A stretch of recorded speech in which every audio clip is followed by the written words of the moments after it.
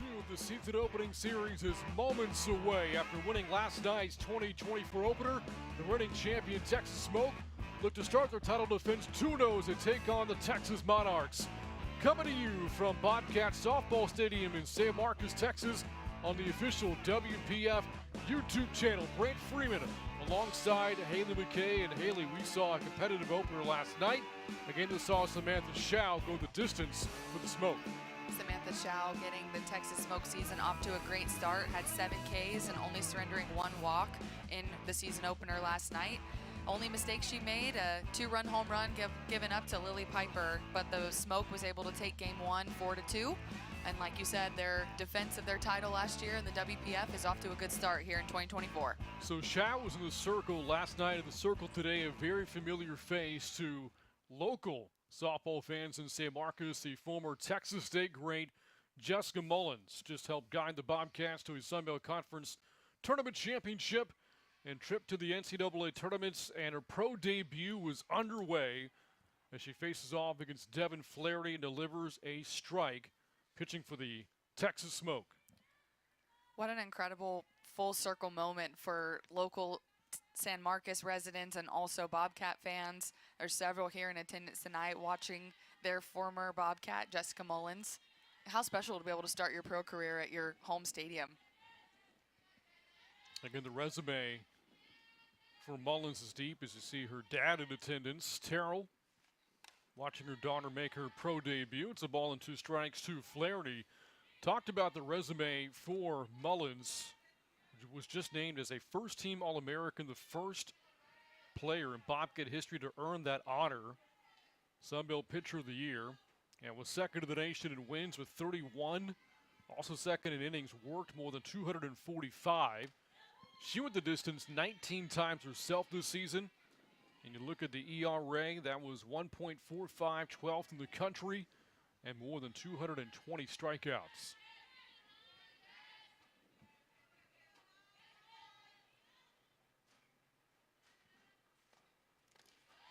Count fills to Flaherty. Last night, Flaherty went 0 for 3 with a walk in her pro debut. Player from Florida State helped guide the Seminoles to the Women's College World Series last month. Devin Flaherty was such a staple player in the Florida State Seminoles lineup throughout the entirety of her career. Such a steady competitor, no matter the situation, the team, and she's picking up right where she left off and drawing a leadoff walk for the Monarchs. Understand that she and another former Bobcat player, Sarah Vanderford, struck up quite the friendship this past summer. Yeah, Sarah Vanderford, another former Texas State Bobcat, making her pro, I guess, day 2 debut, because she did play last night in the series opener. Played together in the Florida Gulf Coast League a couple summers ago, became good friends. Now getting another chance to play together, this time as pro athletes. And speaking of Vanderford, in the on-deck circle here for the Monarchs, a highly anticipated matchup is coming up, as those two former teammates are about to meet, with Mullins right now facing Briley St. Clair. And the Cats see with a ball and a strike. St. Clair, the former Mississippi State Bulldog. Another program that went to the NCAA tournament, playing in the Stanford Regional a few weeks back. Fouls it back, a ball and 2 strikes to St. Clair. Came up with a pinch hit last night for the Monarchs in the 7th inning.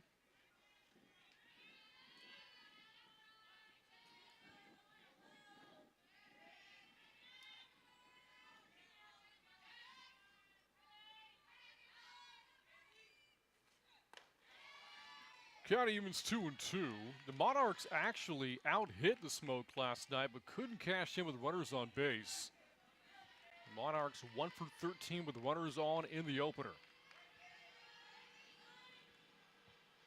Softball's such a tricky sport when you can't get that clutch hit, that timely hit. Sometimes all it takes is one pitch to change the outcome of the game.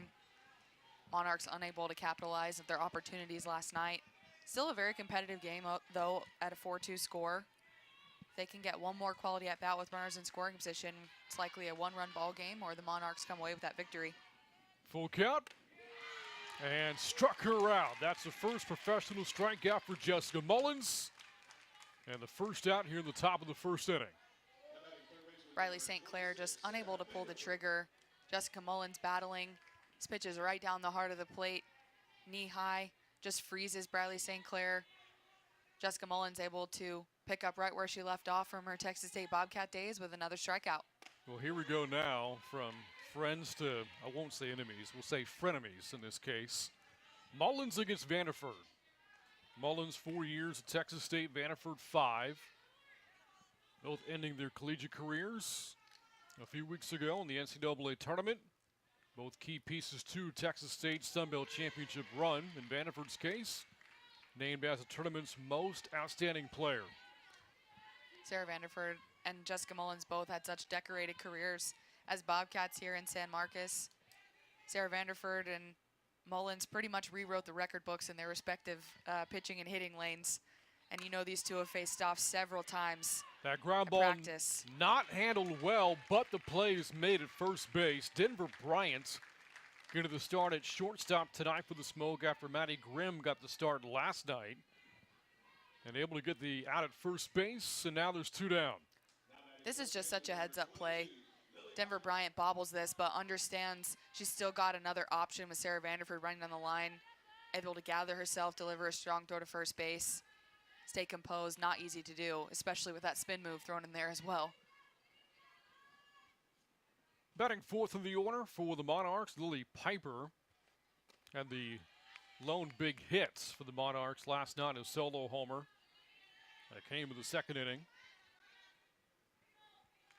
One of 2 hits for Piper in the season opener.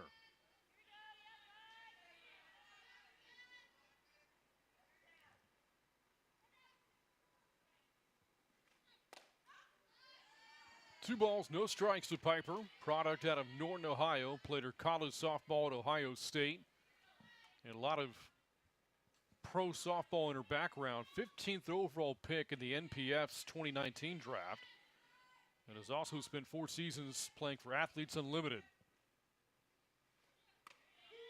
Jessica Mullins, you can tell, understands the power of Lily Piper, working really hard to keep that ball down, making sure she doesn't leave anything over the heart of the plate. Lily Piper staying disciplined, though. Those are good pitchers' pitches. You don't want to attack those pitches early in the count unless you have to, especially in a hitter's count like 2-0 and 2-1. Yeah, 3-1 to Piper. Emily Hahn waits on deck for the Monarchs. Game 2 of this season opening series. These two meet again tomorrow at 6 o'clock. And the finale Sunday at 1.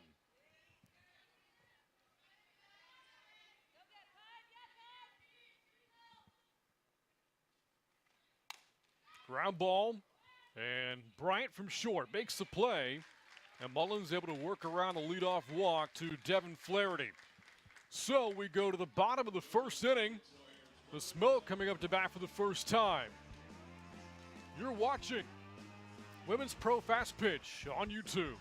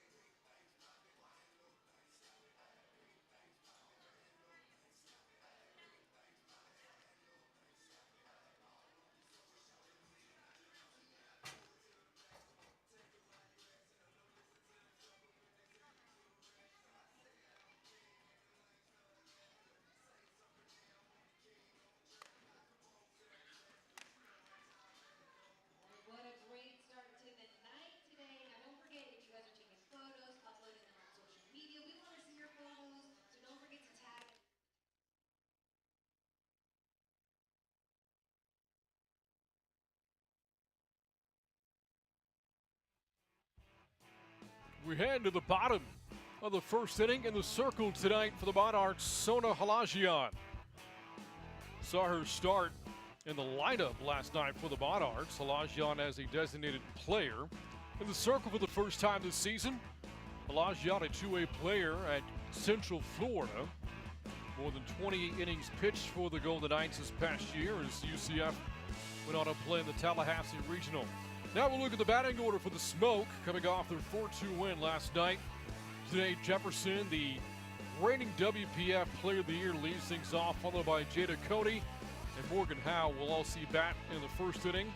Then Charlotte Eccles, Savannah Jakewish, the big bat for the Smoke last night. Jazz Hill bat sixth. Then Samantha Shao, Elizabeth Mason, and Denver Bryant's the batting order for the Smoke here in Game 2 of the season.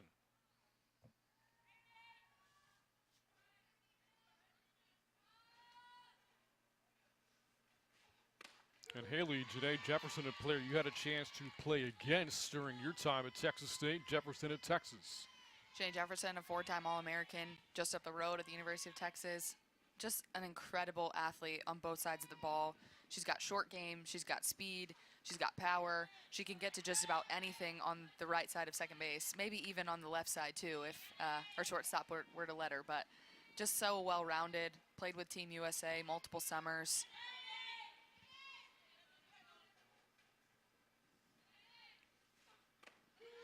One ball and two strikes from Halajian. It was Trinity Schlotterback in the circle for the Monarchs last night, went all 6 innings. Gave up 3 earned runs, only struck out 1, but did handle Jefferson okay. She was hitless 0 for 3. As the count evens 2-2. I'm really enjoying seeing these two-way players make their way back into the sport, two-way being pitching and hitting. When I was a player a couple years ago in college, it wasn't as common, honestly. There were mostly POs and others that would DH. Well, you knew that bat of Jefferson's wasn't going to stay quiet for long. Leadoff base hit. Leadoff hitter is on for the Smoke for the 3rd time of the series.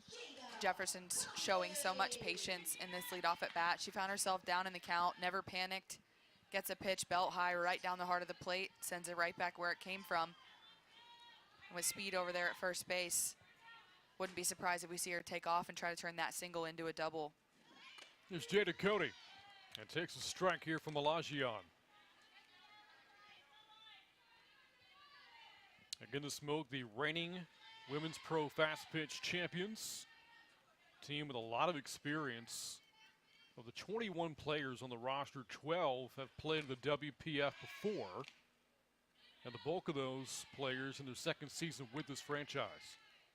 The Smoke is definitely the team to beat, I would say, coming out of the gate here in the WPF. Returning players, as you mentioned, but also just a ton of professional experience with players like Jake Wish, Samantha Shao, Janae Jefferson. A lot of these athletes have been in the game for a really, really long time, and it's exciting to see these athletes get more and more opportunities post-college, because you see players like Jefferson, Jake Wish, Shao, they just continue to get better and better beyond their 4-year career of college. And, you know, women a lot of times can peak even in their professional careers a little bit later. So just having this kind of stage for them to continue to grow the game and play is really, really exciting to see. You know, we hyped up the matchup of former college teammates, Mullins and Vanderfer for Texas State. Well, these two, Halajian and the batter, Jada Cody, both played together at UCF in Orlando this past year. Count fills 3-2 in the case of Cody. She was a veteran for the Knights, 5 seasons in Orlando. UCF's all-time leader in doubles. So really her resume at UCF is similar to that of Vanderford's at Texas State, one of the better hitters of all time. Swing and a miss, though. Halajian strikes her out, and that's good for out number 1. Sometimes it can be harder to face someone that you know really well in the circle. Cody facing her former teammate Halajian, but Halajian wins the battle, goes to the screwball, gets her to swing through it.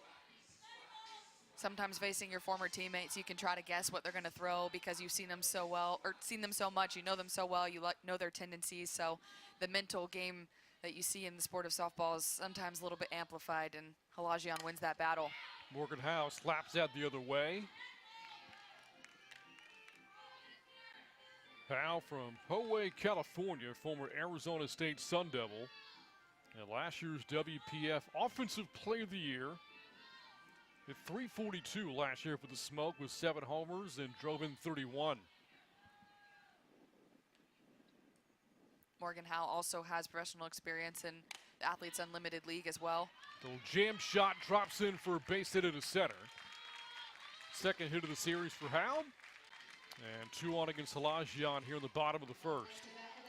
This is really great base running by Janae Jefferson over at first. Morgan Howe gets jammed up on this pitch, but Janae Jefferson understanding that both middle infielders are going away from her, so she's not in a hurry back to first base and able to reach second base safely, even though that ball just dropped maybe 10, 15 feet past the bag. A lot of times you see base runners want to be in a hurry backwards, but if she's got in a hurry back to first base there, she's likely thrown out at second. 2 on, 1 out for Charlotte Eccles, the former Florida Gator. Looks at a strike. Eccles, a first-team All-American in Gainesville in 2021. And now her second season with the Smoke.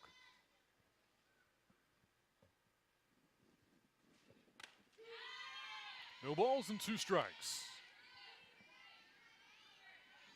Charlotte Eccles, such a staple at Florida during her career, held down the hot corner so well, an intimidating presence in the box. Always feel like you've got a chance with Charlotte Eccles when she has the bat in her hands. And she was the 14th overall pick of the WPF draft a year ago. Wound up being named to the All-League team in her debut season.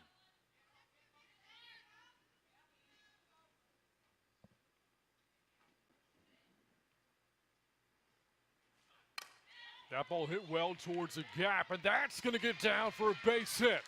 Rounding third, Jefferson. She scores. Eccles delivers, and it's 1-0 Smoke, the early lead. Great piece of hitting here by Charlotte Eccles. Doesn't try to do too much with the pitch on the outer half of the plate. Lets it travel deep in the zone. Keeps her chest over the plate. That pitch is almost on the chalk line in the other batter's box, and she one-hops the wall with it. Just so much power, understanding the zone. Clutch hitting from Charlotte Eccles to put the Smoke on top. Howe was held at third, so now runner second at third, still just a 1 out. And now last night's hero, Savannah Jaquish, a 4 RBI night, an opening night for the Smoke. Savannah Jaquish is so talented. She can play anywhere on the field other than pitcher. You put her in the infield, the outfield, she'll go behind the plate, and she can swing the bat. There's no doubt about it. You look back at the night for Jaquish in the series opener. Drove in all 4 runs, homered in the 6th inning when it was a 1-run game at the time. Added some more breathing room for the Smoke and an eventual 4-2 win. That misses inside, 2-1. Big reason Jaquish is so successful and so powerful at the plate is she sits in her legs so well. You can see how deep she is in her stance, maximizing all that power from her lower half. I've even seen her in between pitches, not in between this one, but really remind her body that I need to stay in my legs, make sure I'm driving through the bottom part of the zone. The all-time RBI leader at LSU. Hitters count here for Jaquish, and she draws a walk to load the bases. So the first 5 batters that Halajian has faced, 4 have reached. How long do you think the leash might be right now for Halajian? I haven't seen anyone down in the bullpen. Looks like someone has gone down there since. Smart move by Torres to call time, settle Halajian down, bring the defense together. Not a bad decision with the base open to put Jaquish on. Now you've got to force at any base. Avoid giving Jaquish anything too sweet to hit. You could tell that Halajian was trying to work the inner part of the plate and force Jaquish to roll over something so that a ground ball to the right side didn't score another run for the Smoke, which he was unable to locate on the inner half for a strike. And now we do see some activity in that Monarchs bullpen. Bases loaded, 1 away, and a 1-0 lead for the Smoke as Jazz Hill bats. Hill with a swing out to center field. That's drilled and it is gone. Grand slam, Jazz Hill. Her first pro home run clears the bases and is 5-0.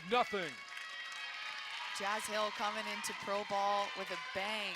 First pitch of the night, gets absolutely all of it. grand slam over dead center. The Texas Smoke is just rolling. This pitch is just left belt high, right down the heart of the plate. Jazz Hill was on time and sent it right back where it came from to put the Smoke on top big. Jazz Hill just wrapped up her career at Texas A&M. Before that, 4 years at Arizona State. And 9 homers for the Aggies this year, and that's her first with the Smoke. 5 runs on the board, only 1 out, bases empty for Samantha Schau. And ahead, 1 ball and no strikes.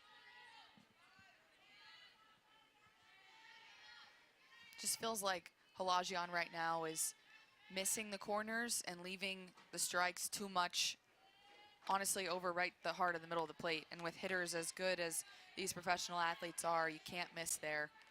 If you're going to throw it over the heart of the plate, it has to be almost bounced in the dirt, an intentional ball down in the zone.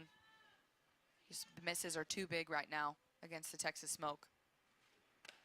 Getting back to Jazz Hill here for a second, who just homered for the Smoke.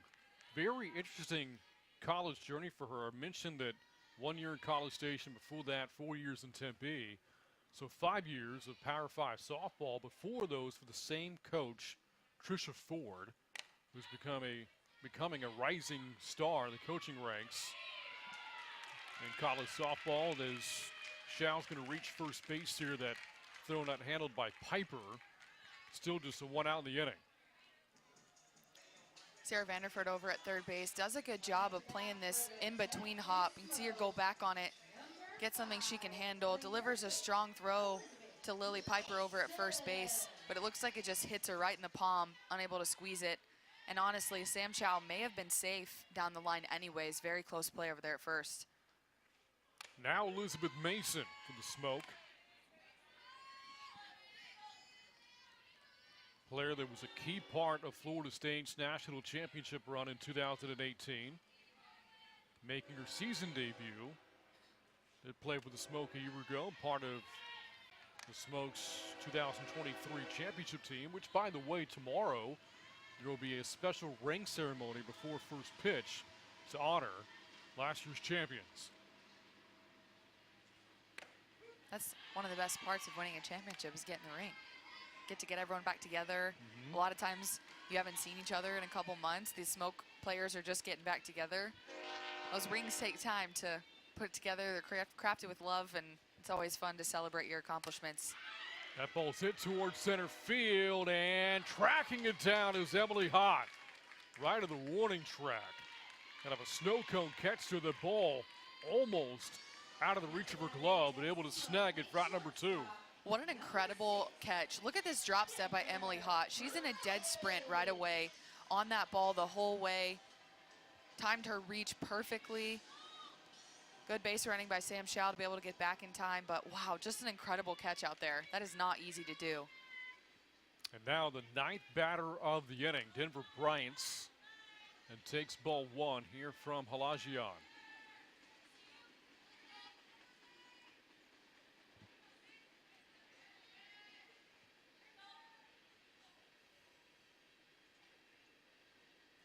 First pro at-bat for Bryant after wrapping up her career at South Carolina.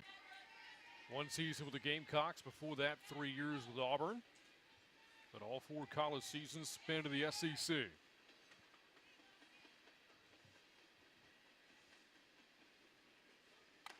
Swing and a miss, strike 2. And so you face SEC pitching all 4 years. Bryant, though, was a career .303 hitter. That's very impressive. The SEC is the elite of the elite in college softball right now. I'm very curious to see how the additions of Texas and Oklahoma is going to change that. And to be honest, how it's going to impact Texas and Oklahoma as well, because the Big 12 has some powerhouses, don't get me wrong, but both of them, being Texas and Oklahoma, are leaving. Oklahoma State, Baylor, two other strong contenders in the Big 12, but the Big 12 isn't the same level of competition day in and day out that you're going to find in the SEC. That ricochets off Sarah Fessler, the second baseman for the Monarchs, into center field. And so now the Smoke have batted around. This ball from Denver Bryant was hit so hard. Fessler over at second base, just doesn't get her glove down. Looks like that actually ricocheted off the inside of her left shin, which you know does not feel good. And so with that, second at-bat of the inning for Janae Jefferson. Ground ball too short. Flaherty will finally end the inning. But 5 runs across for the reigning champs. The big swing, courtesy of the ex-Aggie Jazz Hill. A grand slam off of Soda Halajian. As we go to the second inning, the Smoke have a 5-0 lead.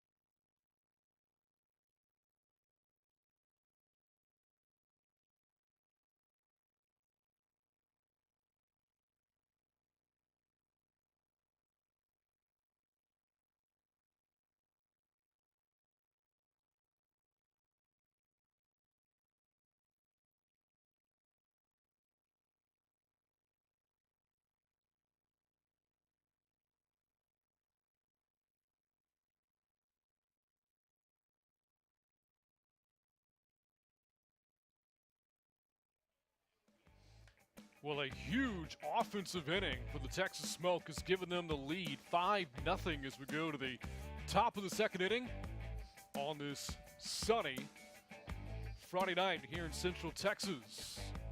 The reigning champion Texas Smoke in the home dugout, playing here at Texas State's Bobcat Softball Stadium, where that young lady called home for a long time. Jessica Mullins, 4 years pitching for the Bobcats. In her college debut, threw a no-hitter against Abilene Christian and making her pro debut here tonight. Texas State's Bobcat Softball Stadium really is such a beautiful facility.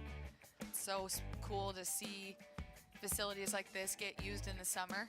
Oftentimes, a lot of college stadiums are mostly reserved for camps, but Texas State opening up their doors to welcome the Women's Pro Fast Pitch League and continue to grow the sport.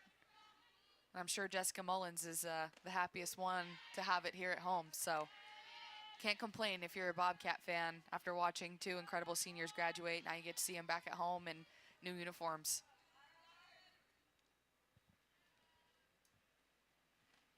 Leadoff batter, Emily Hott. These two face off 4.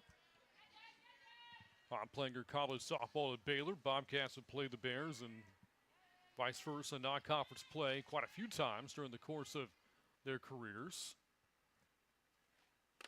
On 3 pitches, strikes her out. Second strikeout for Mullins, and 1 out here in the second inning.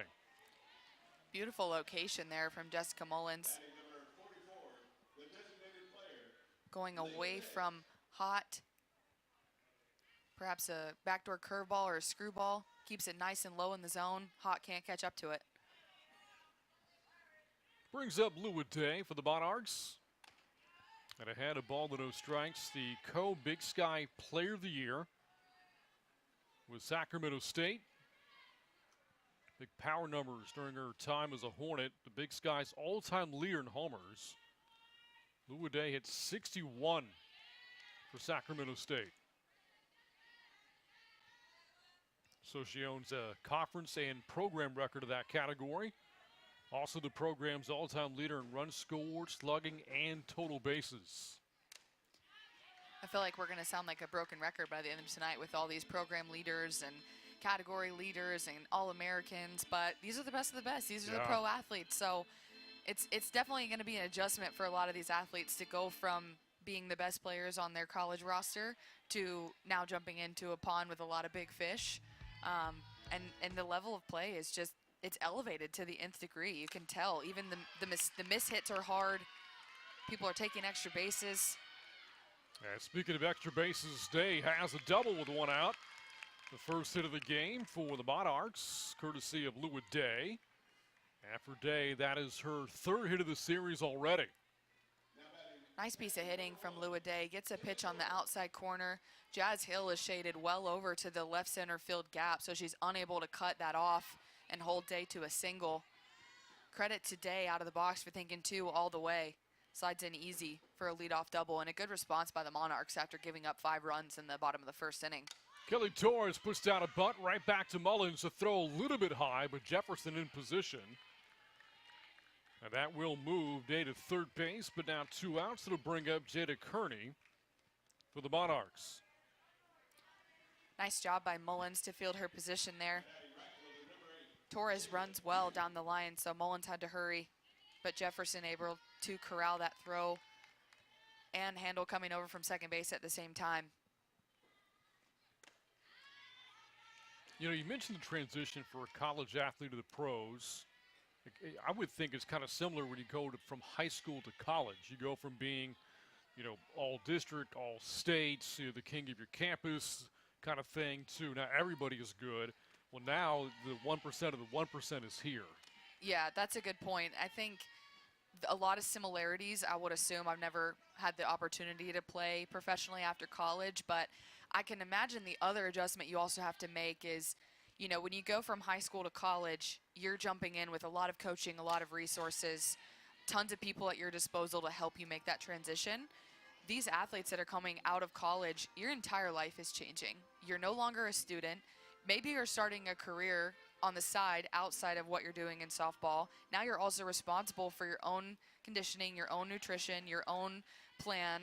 Yes, you have coaches and facilitators, but this isn't a full year-round kind of league, right? Yeah. So you're making that adjustment to really be the captain of your own ship and trying to figure out what is life after college. So there's a lot of moving pieces that these athletes have to go through, and I'm sure that these rookies have relied on the Savannah Jaquishes, the Sam Shows, the Lily Pipers to help them through that process, because at the end of the day, while it's incredible that these women are getting professional experience outside of college, the reality is these salaries that they're awarded aren't sustainable as full-time careers. So not only are they trying to figure out how to be pro athletes, but they're trying to figure out how to take care of themselves in life too. Well, check swing and it stays fair. And Mullins will apply the tag to Kearney herself. Lua Day gets a double, 1 out, but cannot score. Mullins, a couple of zeros on the board against the Monarchs as we go to the bottom of the seconds. Smoke on top, 5-0 here on YouTube.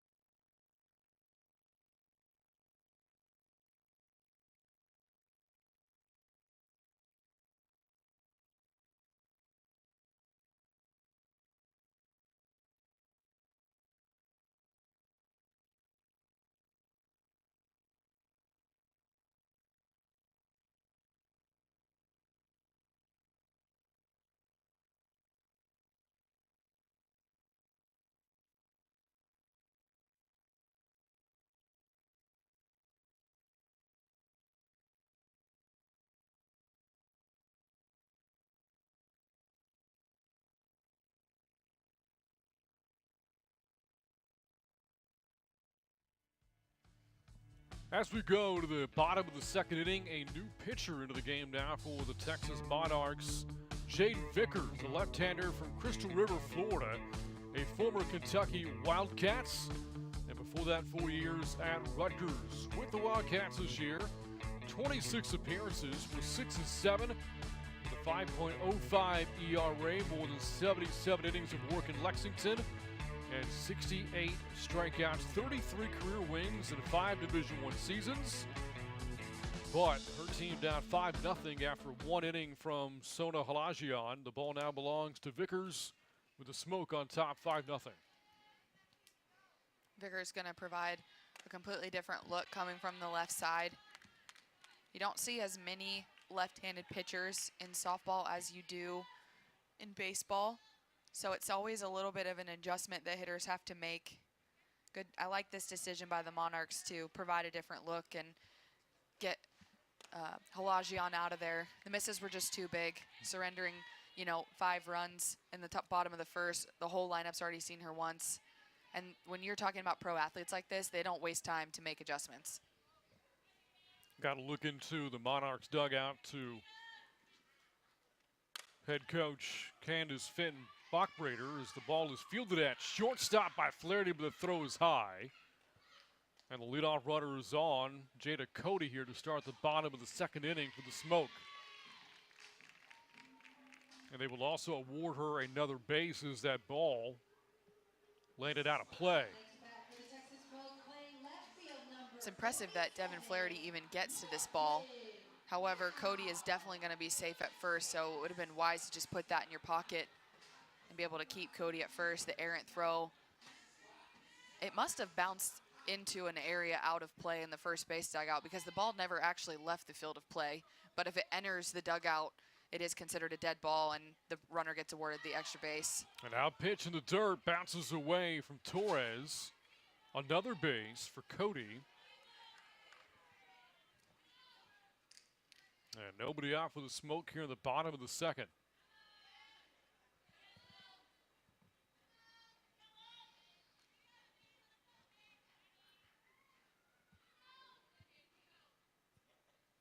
One to 0 to Morgan Howe.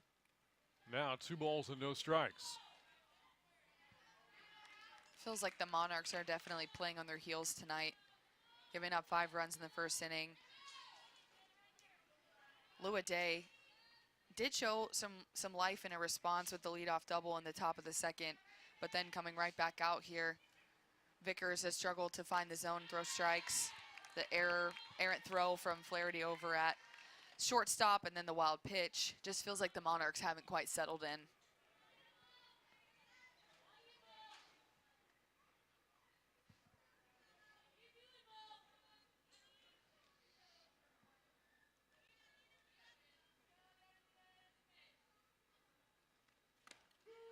Two balls, 2 strikes. Again, talked about the ring ceremony coming up for the Smoke tomorrow. You can see it on the jersey, the patch commemorating their championship run a year ago.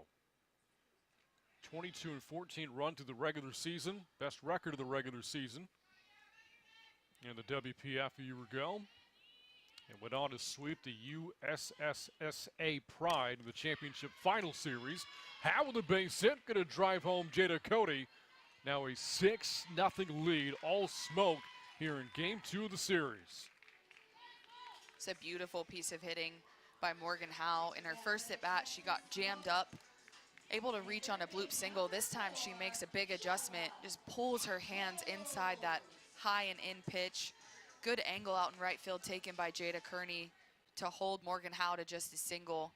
But the wild pitch and the errant throw from Flaherty that put Cody in scoring position, and then at third base able to score easily on that RBI single from Howe. So we saw Kearney warming up for the Monarchs in the first inning with Halajian laboring a bit. Now some activity in the pen again here for the Monarchs. Troublesome start here for Vickers. I think I said Kearney, met Vickers in the circle. And there you see Aspen Wesley, former Mississippi State Bulldog, warming up for the Monarchs right now. You know, I was just thinking back to your comment, Brand, about the transition from, I'm going to have to hold this thought because this is way out of here. Yes, it is. 2-run homer, Charlotte Eccles. And the hit parade continues with the Smoke. Second homer of the day, third of the series for the Smoke. Now it's 8-0 the lead. The Texas Smoke is just absolutely rolling right now. Charlotte Eccles gets a pitch on the inner half that she can handle and just absolutely crushes it. This pitch is almost in the batter's box with her, and she just pulls her hands inside, blasts it well over the bullpen out there in right field. I can't think of a better term than a hit parade than that you mentioned. Yeah. And so with that, 8-0, still nobody out, 3 runs into the inning. Jay Quist the batter, and takes a strike. It's 0-1.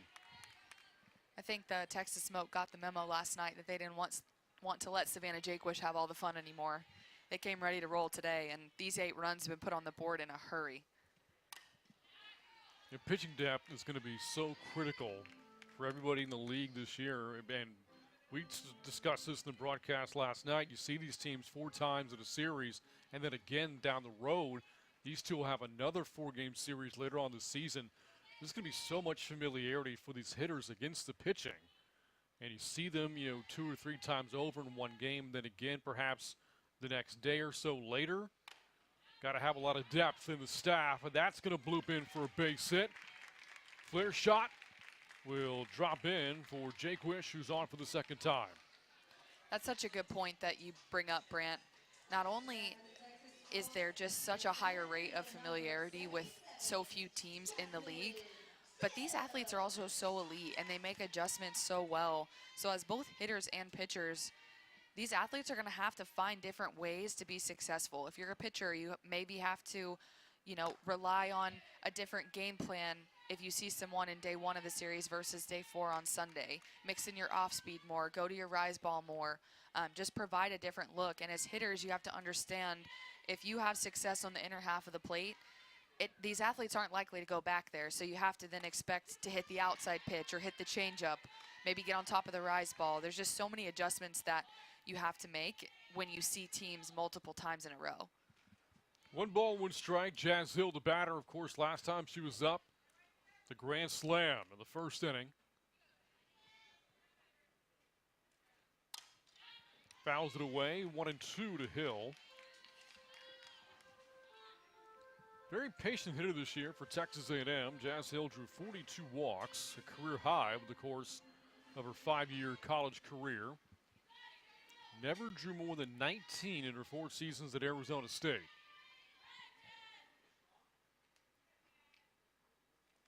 All that patience, yet we saw her swing at the first pitch when she hit the grand slam back in the first inning. There's nothing I love more than a first pitch bomb, and especially a first pitch grand slam. Not only first pitch of your at bat, the first pitch she saw all night. That's being locked in, ready to go from the get-go.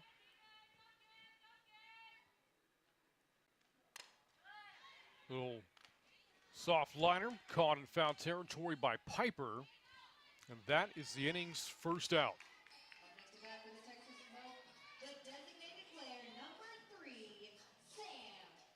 Good job by Vickers to just kind of settle in and find an out. Able to jam up Jazz Hill. Piper was playing behind first base, had to come in and handle Jakewish in front of her, a little bit of traffic, but able to make the catch. You think about other pro leagues. You think about the NFL, the NBA that come to mind, the NHL, Major League Baseball. There's a waiting period once the college careers are over. Baseball not as much as the other sports I mentioned, where you go, months without playing competitive football, basketball, or hockey. For these softball players, some of their college careers ended a couple of weeks ago. Good point. On the flip side of that, the only positive to having more time is you get time to gel with your teammates. Like the Monarchs, for example, some of these girls have just met a couple weeks ago as this team came together right up to opening weekend this weekend.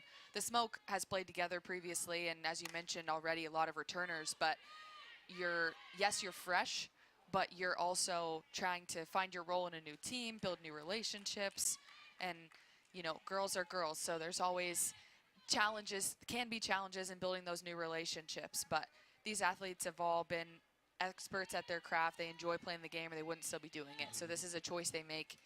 They do it with pride, they do it with excellence, and they understand that this opportunity is not awarded to most after college.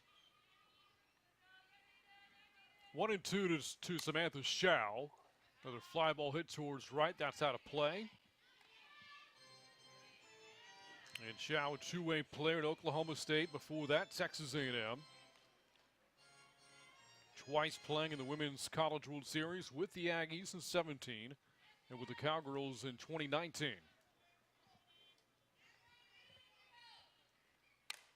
Little ground ball hit towards second. The play at second base is made by Fessler. The back covered by Flaherty for the force out. And all the fielder's choice is now 2 outs in the inning. Good job by Fessler over at second base to flip this over to Flaherty. Jaquish stopped as she was running a second, kind of tried to bait her a little bit into going for the tag. But Fessler making the smart decision to flip it over to her shortstop and secure out number 2.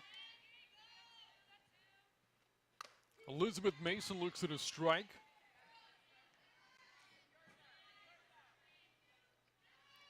Another player who's been to Oklahoma City, Mason with Florida State in 2021 and in 2018.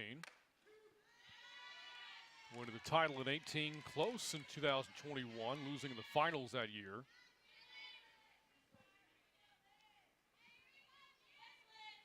In fact, 7 of the Smokes players have experience playing in the Women's College World Series at OKC. I'm going to guess their careers in college had a hand in helping their teams get to that point. Yep.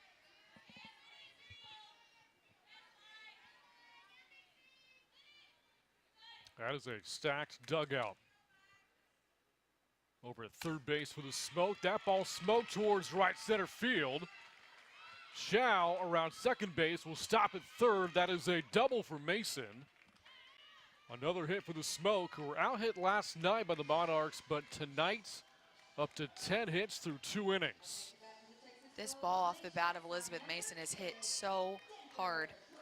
Hot out in center field, making another great play, sliding, be able to cut this ball off. If that throw goes all the way to second, they may have a chance to throw Mason out at second base. You see 2 former teammates there giving each other some love, both Flaherty and Mason, spending time during college at Florida State together. But, man, you said it, Brant, just a hit parade. Everything that the Smoke has squared up has just been hit so hard.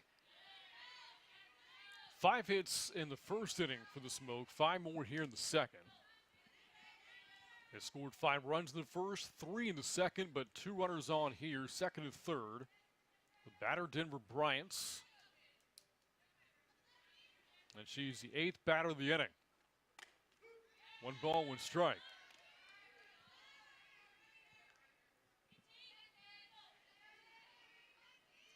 Again, the Smoke won last night's opener 4-2, but did leave some meat on the bone. 1 for 7 with runners in scoring position. Got second and third here. A ball and a strike turns to a 2-1 count now in favor of Bryant. Now, Bryant spent most of her youth or upbringing playing baseball. In fact, joined the U.S. Women's National Baseball Program in 2017 in the development program, and didn't start playing softball until late in her prep career. That's so impressive. You can just tell the way that Denver Bryant approaches the game that she means business. But to be able to make the adjustment offensively, especially from baseball to softball, and have the success that she's had in college and now beyond is just incredible.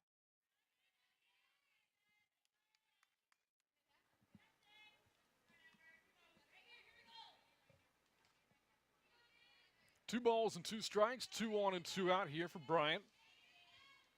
Janae Jefferson, who's already batted twice in the game, who waits on deck. 8-0 Smoke lead here in the second. 2-2. Fouls it back and got a piece.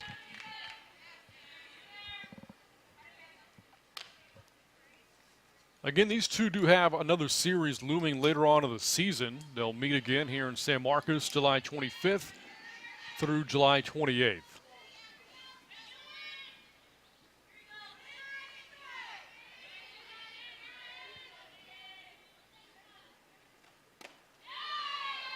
Tough take there, but it fills the count 3-2.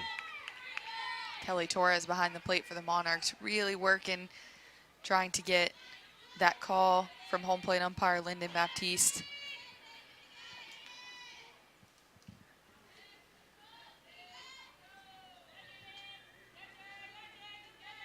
Full count from Vickers, and it looked like Bryant was able to get a piece of that to fight it off and stay alive.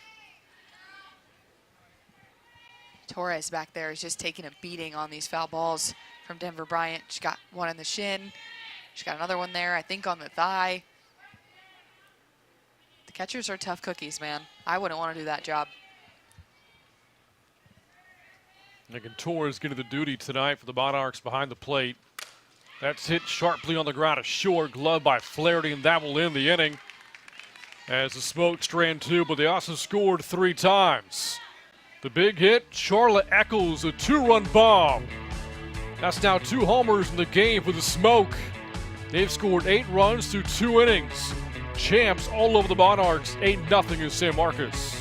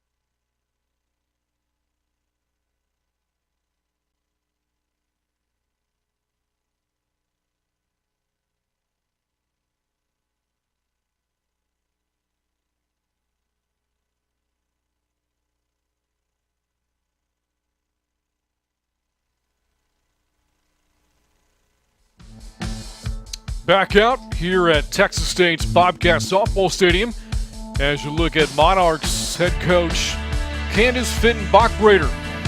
First season with his first-year franchise. Currently the head coach at Bowling Green at the Division I level. Just completed her second season as head coach for the Falcons, 4th year overall with that program out of the MAC, and a former player as well for Bowling Green back in the early 2000s. Digging the shades that she's got on. Definitely needed on a sunny summer night like this. If you're not familiar with this ballpark, it can be rough to play the right side of the infield and right field at this time of day with the sun in your eyes. Speaking from experience, it's quite sunny over there.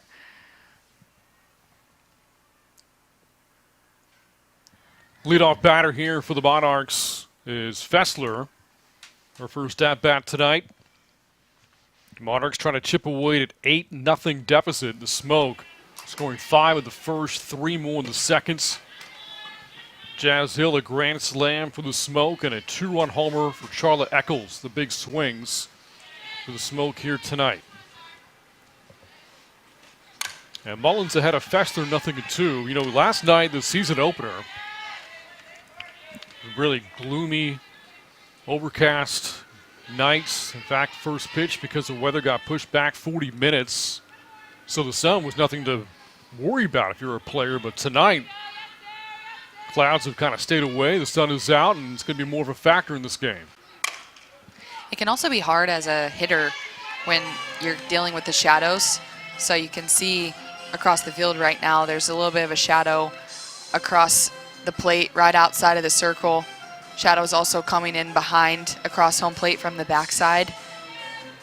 Sometimes those can kind of play with your eyes a little bit, especially if it's not a place that you're familiar playing at.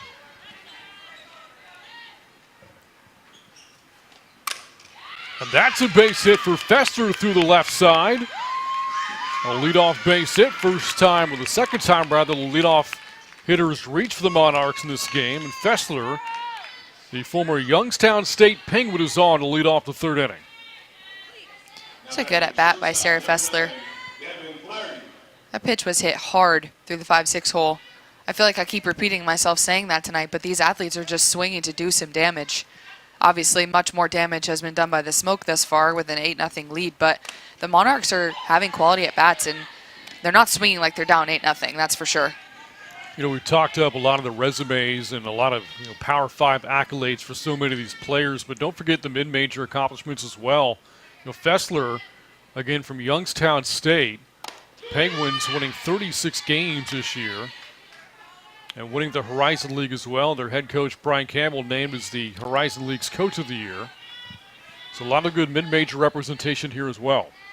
It's been so fun to see the growth of mid-majors across the country in softball in the past couple of years.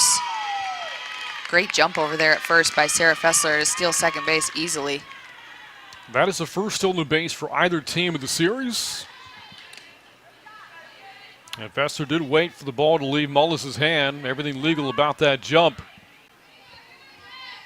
And now runner at second base for the top of the order. Nobody outs as Devin Flaherty bats against Mullins for the second time. I loved the butterfly ode to her mascot after she stole that base at second, too. You do have to look closely, but you can see it on the sleeve of the Monarchs jersey. The M they have within it is a Monarch butterfly. Very creative.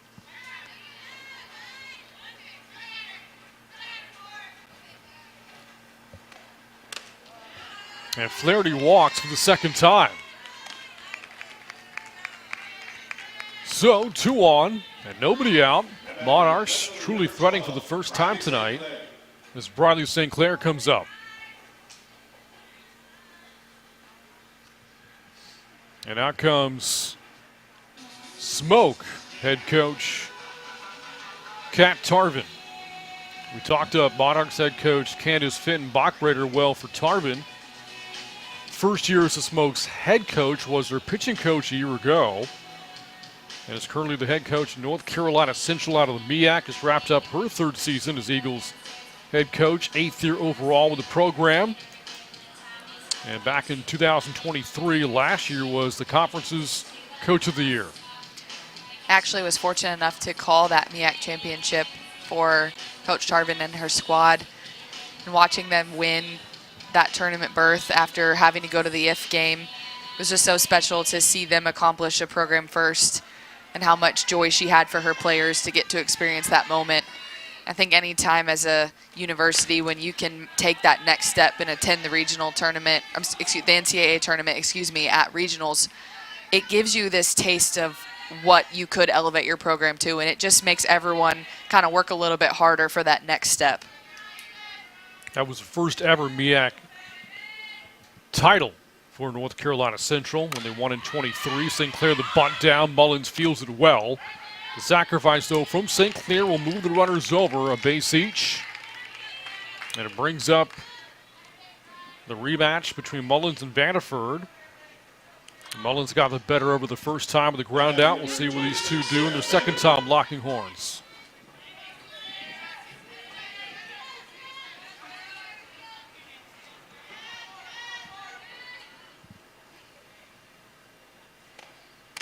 That's in there for a strike, 0-1. More on Kat Tarvin. She herself was a really good collegiate two-way player at Kennesaw State and later at Presbyterian. All-conference player for one of the great, talking about mascot names in college, as Vanderford has that ball gloved at shortstop. Looping throw to first base is in time for the outs. What a play by Denver Bryant. It does bring a run home when the Monarchs are on the board, but an incredible play made by Bryant. My jaw is on the floor still. Bryant, this ball's hit so hard, it knocks her over, throws from her back to get Sarah Vanderford at first base, who runs well down the line, I might add. That, I have full body chills. That was incredible. Can we get a SportsCenter top 10 request for that play? Because I think that has to be a contender. Unbelievable, as you said, simply to just field that ball and then to throw while in a seated position and to do so accurately as well. Look at this again. I mean, this literally knocks her over.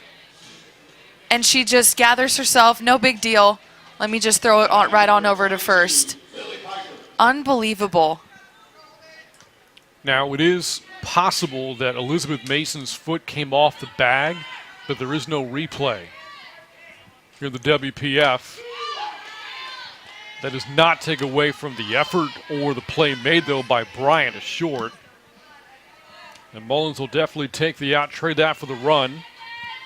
Now an 8-1 game. Vanderford, though, with her first career RBI at the professional level. I mean, I'm still just speechless. It's just on a loop in my head. I just can't believe it.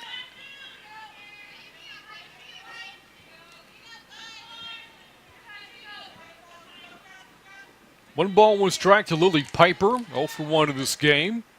Had a couple of hits in the opener last night. Ground ball to short. Bryant, not as theatrical this time, makes a routine play to Mason at first base. And that'll do it for the Monarchs in the top half of the third inning.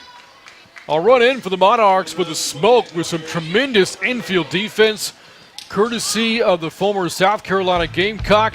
Denver Bryant from her backside makes the play, and it's 8-1, Smoke on top.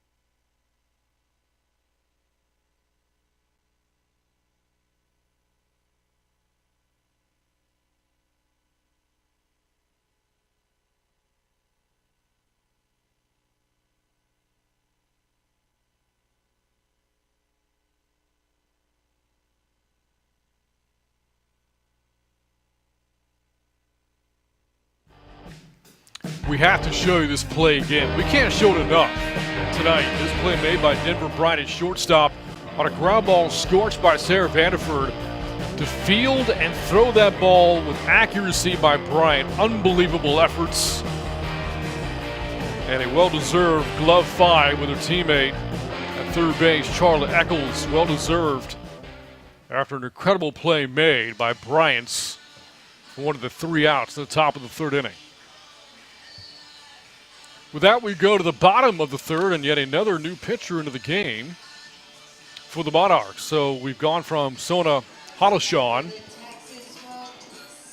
to Jaden Vickers, and now to Aspen Wesley, the right-hander out of Philadelphia, Mississippi, a former Mississippi State Bulldog, one of 3 Bulldogs to sign pro contracts this year, and now one of 26 Bulldogs to ever to play professional softball. Ground ball hit by Jefferson, handled by Flaherty. The shortstop's being challenged a lot in this game. Flaherty makes the play, 1 pitch and 1 out here for Wesley at the bottom of the third. I'm starting to think that we're going to rename the hot corner to the hot middle infield with all the balls that the shortstops are having to field in this game. That ball almost squeaked through the legs of Flaherty. You can tell she's giggling about it right now because she knows she got a little lucky keeping that one in front of her and getting Jefferson out over at first base. But man, some incredible plays by these athletes so far. All your years playing softball, Haley, you ever play shortstop? No. I didn't quite have that quickness. In my head, I would have loved to play shortstop, but I was definitely much more of a corner. And also, the more time I had to think, the worse I got. So in the middle infield, you have to pick a lot more of your hops. You're further back. That wasn't my forte, so I stayed in the corners. Got a pinch hitter up here for the Smoke. Jada Cody pulled back, and the pinch hitter is Marta Gasparato out of Paris, Italy, a member of the Italian national team, and actually played at the 2021 Tokyo Olympics.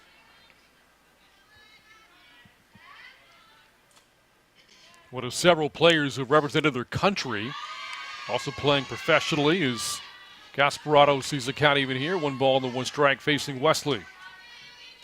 I was really hoping that softball would be able to stick around for the 2024 Olympics in Paris, but unfortunately it didn't make the cut. Hopefully we'll see it back in LA in 2028. 1 ball and 2 strikes to Gasparato. Actually grew up playing volleyball and basketball, but it was going to see Italy qualify in 2007 for the 08 games in Beijing that inspired her and wanted to be able to do that herself one day, and dreamt of playing in the Olympics, and it was able to live out that dream 14 years later. That's so amazing. I love the Olympics, watching the swim trials last weekend, just all the work come to fruition for so many athletes. And, you can just see the emotion in their faces, what that means to represent their country, to truly be in the 0.1% of the 1%. It just takes so much effort on a 4-year clock, 4-year grind to be able to make it and represent your country. And now a base hit for Gasparotto with one out here the third inning. Good for a pinch hit single and the 11th hit of the night with the smoke. Gasparotto just gets a pitch on the outer half. Doesn't do much with it at all, just flares her bat out there, but she's right on time. Lets the power of Wesley just carry that ball out into left field for an easy single. Here's Morgan Howe, so far 2 for 2. A couple of runs scored and a run batted in. Again, 2 years for her in Tempe at Arizona State. Before that, a couple of years in Fresno with Fresno States. Howe, one of the older players in the league, 26 years old, has been playing the game now for nearly 20 years. Started when she was 7 for the Mira Mesa Girls Softball League. It's just so special to think back to those days playing the game as a little girl. No idea where it's going to take you, what you're going to experience playing the sport, but I can't speak for all these athletes out here, but I have no doubts that they're making the little version of themselves proud with the stage that they're on now and all that they've accomplished in their career.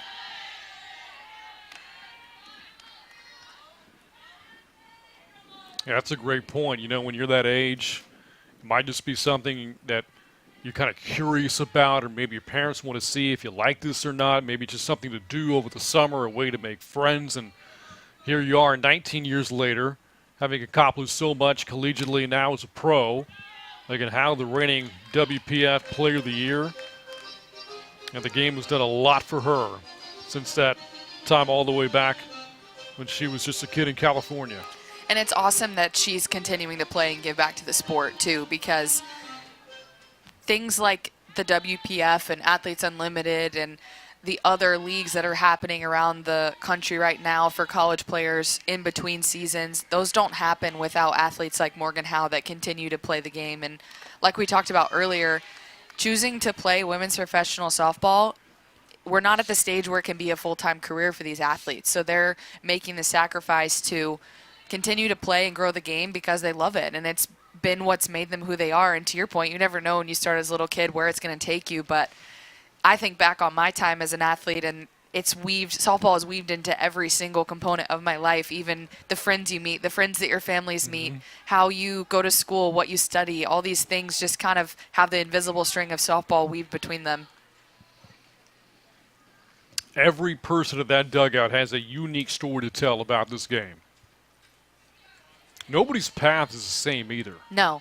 And that's what's so special about all these athletes. You got Power Fives, you got mid-majors. There's so many ways to be great in this sport. You don't have to be the tallest or the strongest. You can be the fastest. You can hit the ball the furthest, you know. Some have transferred. Some have been at the same school for 5 years. There's just so many ways that you can bond as teammates. Didn't realize it was Bark at the Park night here in San Marcos. But we have a four-legged friend in attendance. That is actually Sarah Vanderford's dog, Marley, in attendance. A strikeout for Wesley. Her first strikeout of the game since coming in relief. Howe goes down looking. And there is Sarah Vanderford. That dog has seen a lot of softball played here. He has, yes. But he looks happy to be here, that's for sure. Got a pretty good crowd tonight on a Friday night. Day 2 of the regular season here, the second every year of Women's Professional Fast Pitch WPF. Talked about the story last night. The league was first formed in 2021, but played their first official season last year.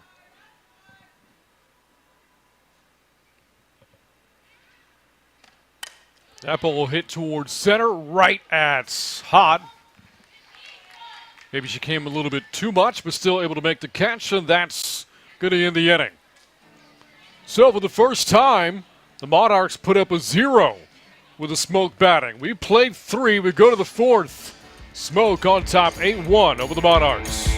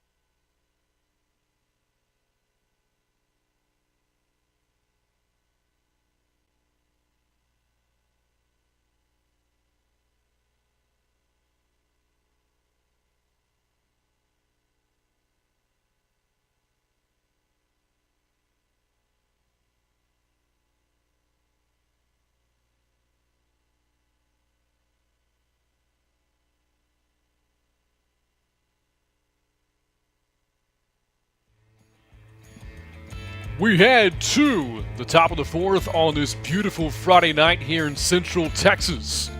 For those not familiar with San Marcos, located smack dab between Austin and San Antonio, one of the beautiful college towns in the Lone Star State, where Jessica Mullins pitched and went to school at Texas State. Large student body of around 40,000. Bobcats playing in the Sun Belt Conference and just won the Sun Belt Conference tournament title for the second time in program history. In fact, they hosted this year's Sun Belt tournament, so playing here for the first time is Jessica Mullins since she and the Bobcats beat Louisiana and the Raging Cajuns in the Sun Belt tournament finals. Leadoff batter Emily Hott here for the Monarchs. It is Hott, Laywa Day, and Kelly Torres batting for the Monarchs in the top of the fourth inning. Monarchs able to get a run back last inning in the top of the third and put up their first scoreless inning in the bottom of the third, like you mentioned. So good time for them to keep that momentum rolling and try to chip into this lead. The check swing, no swing, or the check swing appeal, no swing, says Keith Portier. Over at third, a ball and 2 strikes now to Hott, who struck out against Mullins back in the second.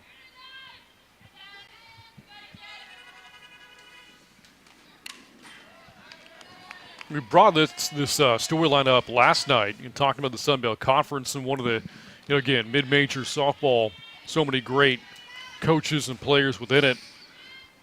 And again, Louisiana, their great head coach, Jerry Glasgow, just couple of days ago accepted the head coaching job at Texas Tech. Big shoes to fill in Lafayette. There's a fly ball to left, and Morgan Howell makes the catch for the first out. Definitely some big shoes to fill. Craig Snyder, the head coach at Texas Tech, previously took the assistant job at the University of Tennessee after Chris Malvo and his wife were accepted the head coaching job at Auburn. So lots of shuffling happening both between the transfer portal with the athletes, and then coaching changes are like a domino effect. But to your point, the effect of Jerry Glasgow leaving the Sun Belt Conference and that big question mark over Raging Cajun softball is going to be very, very interesting going into next season in the Sun Belt, because I don't recall the exact number off the top of my head, but I think it's 88 or 89 consecutive series that Louisiana has won in the Sun Belt, which is almost a decade and a half. So whoever accepts that position at Louisiana is going to have some big shoes to fill, and the expectations will be high. It's one of the great streaks in sports right now. That's fouled back by Laywa Day, batting here for the Monarchs. That's that streak of the Raging Cajuns of consecutive conference series wins dates back to 2013.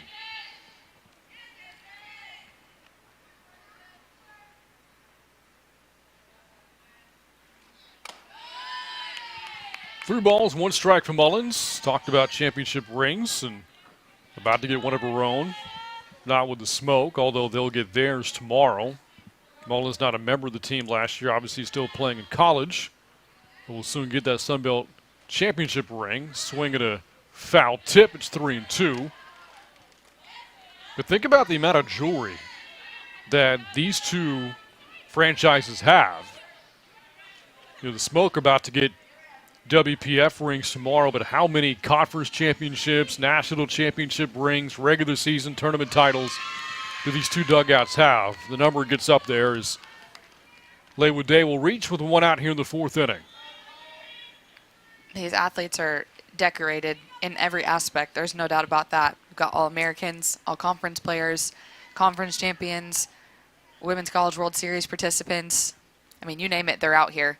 And to your point earlier about not everyone has the same path or the same story in softball, they've all accomplished great things from so many different paths. So it's just such a good reminder to run your own race and trust your strengths.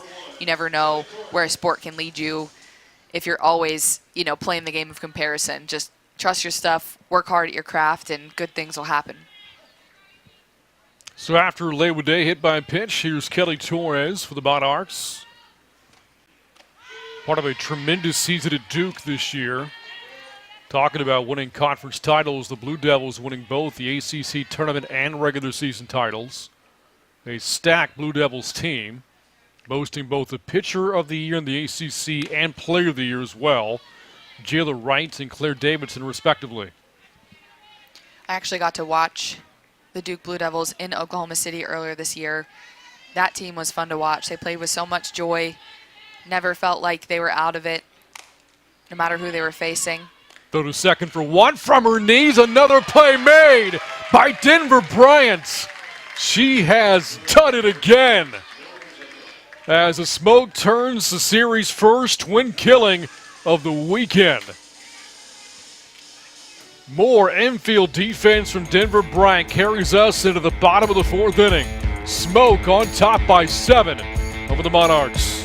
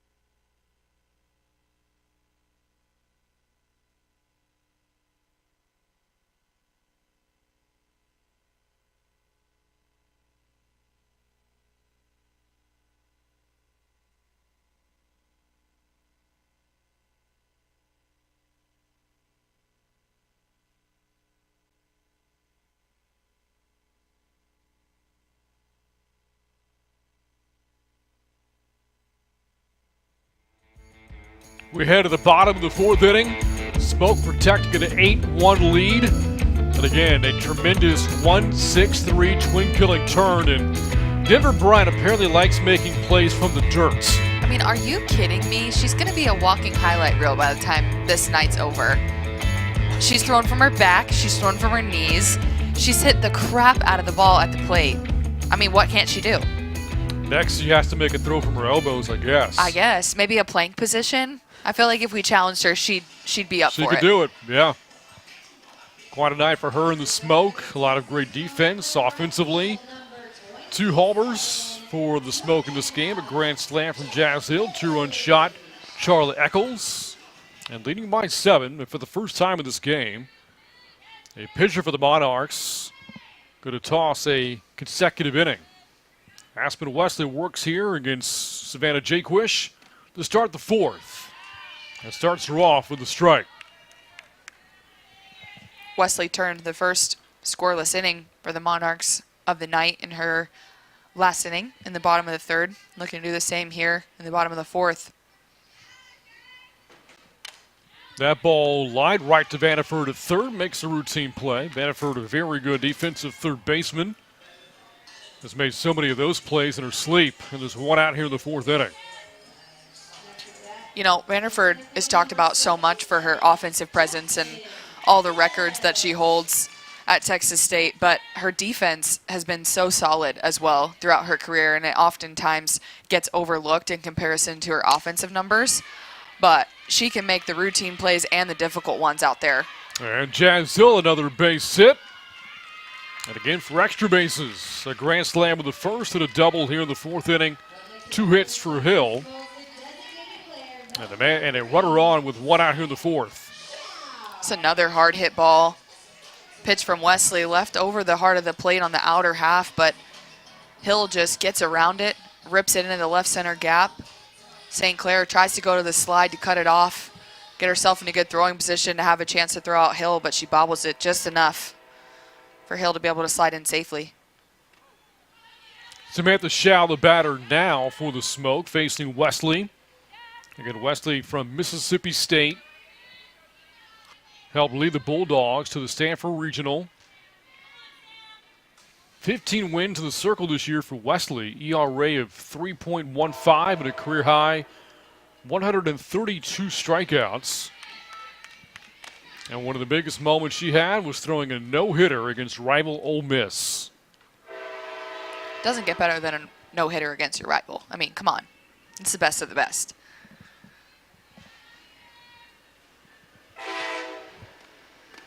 And a player with a lot of big game experience. As we hear here, the passenger train passed along the background here in San Marcos. A familiar sight for those not all that familiar with the ballpark here. 3-0, and that is a walk for Schau. But more on Wesley and her big game experience holds Mississippi State's records for career wins and shutouts in the NCAA tournament.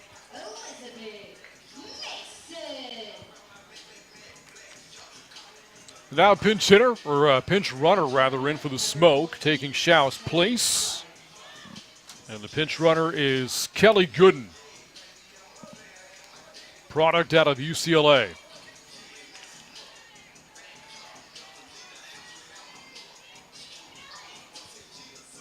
Two on, and one away for Elizabeth Mason, who's 1 for 2 with a double.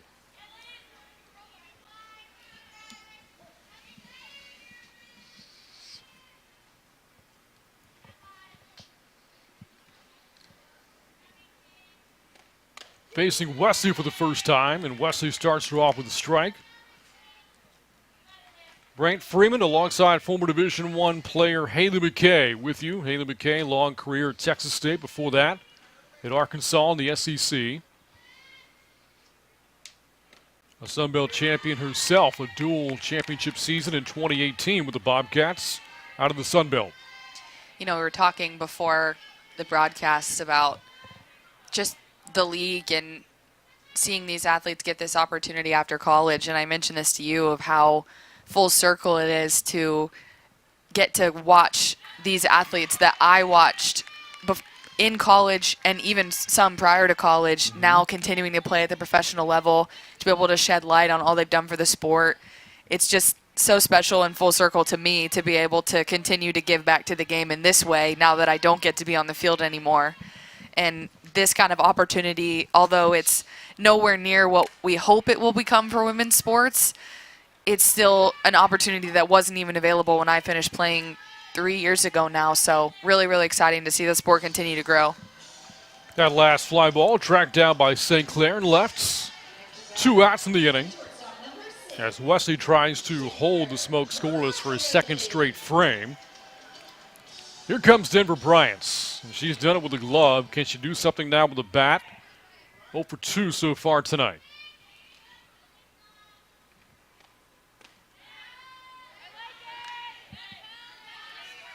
Really like that changeup from Wesley. Even though it wasn't called a strike, just the fact that she's able to show that, keep it in the back of the mind of these hitters, just mess with their timing just a little bit. Bunt put down by Bryant, challenging Wesley, and she will accept that challenge and makes the play. And so 2 reach in the inning for the Smoke, but nobody scores. This remains a 7-run game. Smoke on top with 4 innings in the books. We'll step aside when we come back to the top of the 5th with the Monarchs batting. You're watching Women's Pro Fast Pitch on YouTube.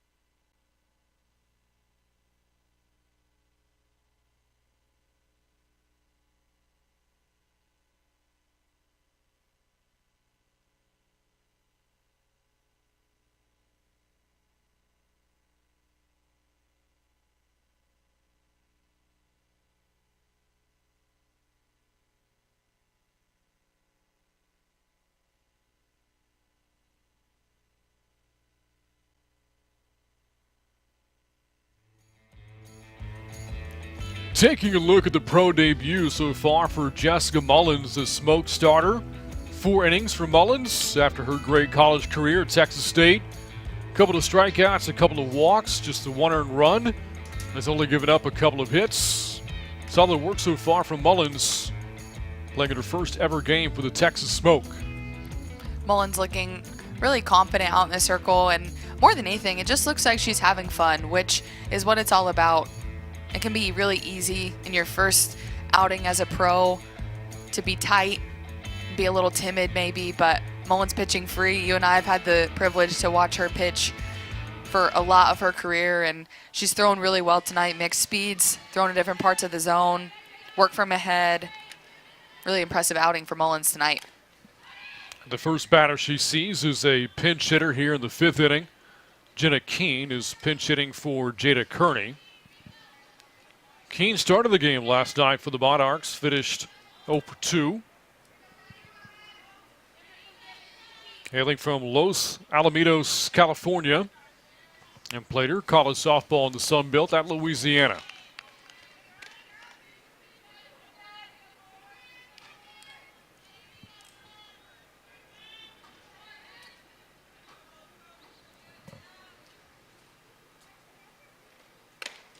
Swing and a miss, strike 2. Keene, though, began a career at Arizona.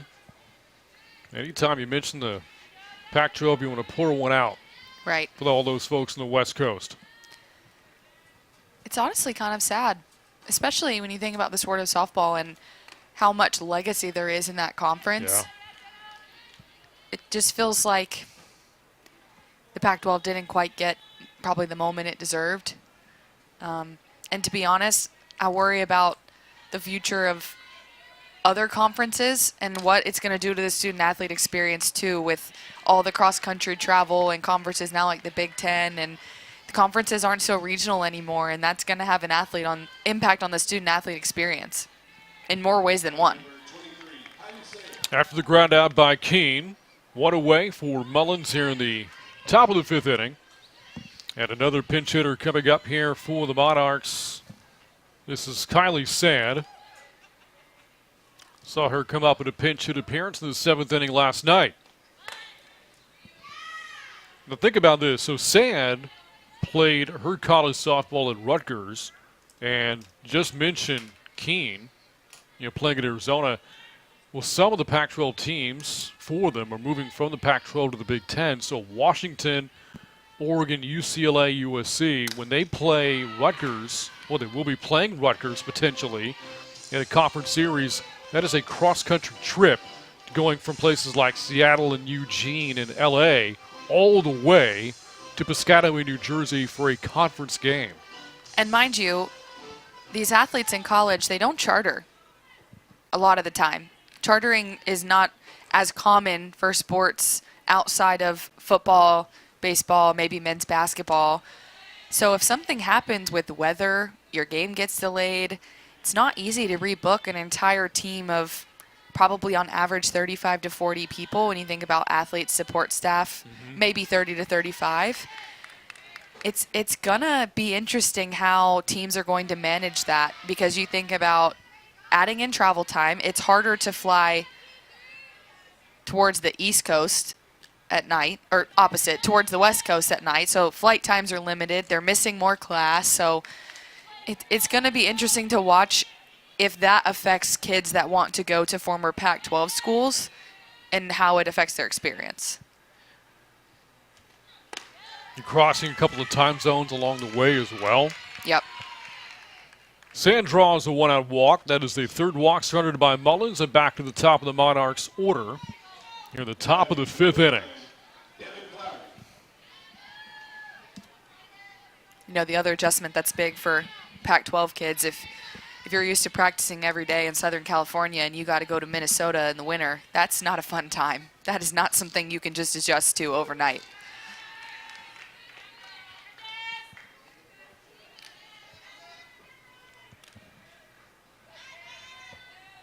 Flaherty played her college softball in sunny Tallahassee, Florida, again at Florida State. Great career with the Seminoles.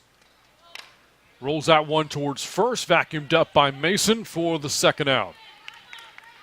And Mullins has retired Flaherty for the first time. Good job by Mason over there at first to gather it and step on the bag. Smart decision to hold that throw, not try to get sand as the second out. A little bit of an unconventional double play opportunity. The ball from Flaherty just wasn't quite hit hard enough to be able to step on first and throw it over to second. Briley St. Clair is 0 for 1 with a strikeout and a sacrifice. Liner caught by who else? Denver Bryants. She's everywhere. That time goes airborne to make a play. That doesn't get dirty on the infield, but able to record the third and final out. We go to the bottom of the fifth, 8-1, Smoke on top.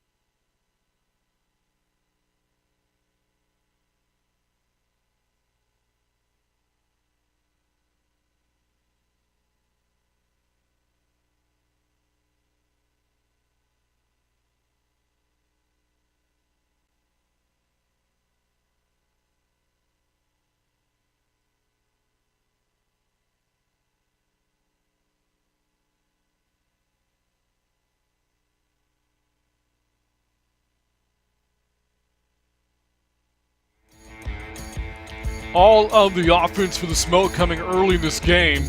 5 runs in the first inning, 3 in the seconds. More than enough for head coach Kat Tarvin's team. They lead 8-1 as we go to the bottom of the 5th inning.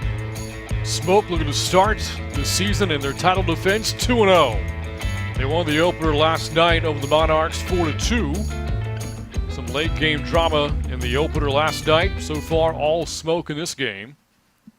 And coming up the top of the order for the reigning champs, Janae Jefferson, Jada Cody, and Morgan Hound due to bat in the bottom of the 5th inning.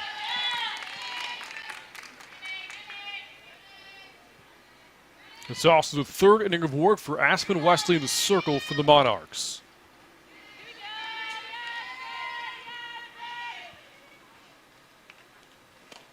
The Monarchs started Sona Hollishaw in this game.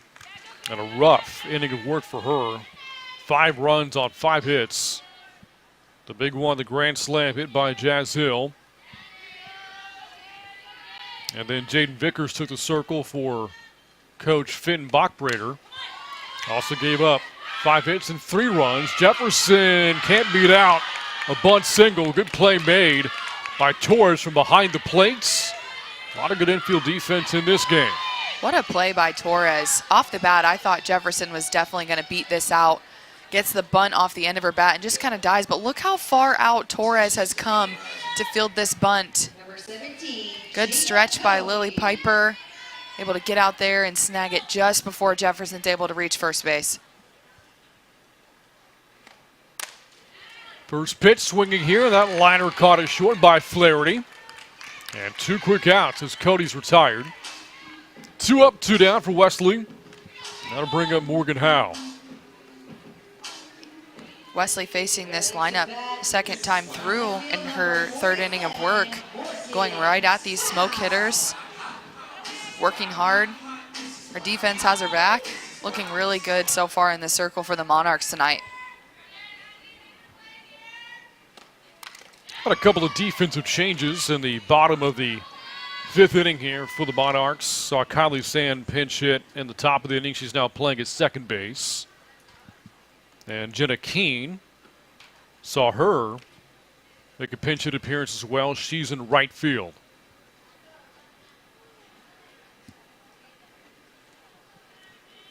Looks like Torres may have taken that foul ball off of the hand, but I think she's going to stay in there. Looks like she's all right, ready to return to the action.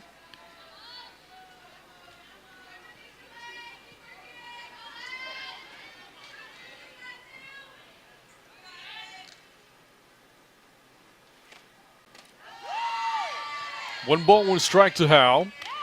2 for 3, a couple of singles, a couple of runs scored and an RBI. Howe's night.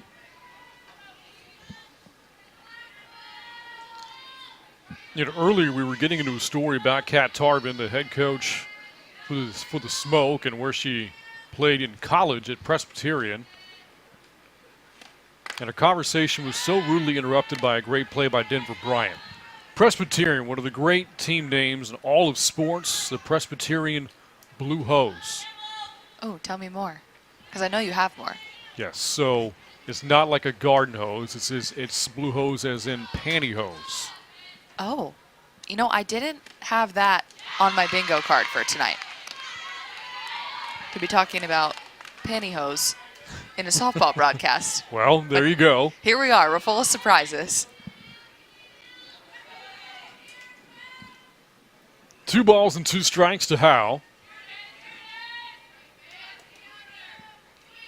And a winning on deck here for the Smoke, Charlotte Eccles. 7-run lead for the Smoke in the bottom of the 5th inning. That's rolled foul. The count remains 2-2.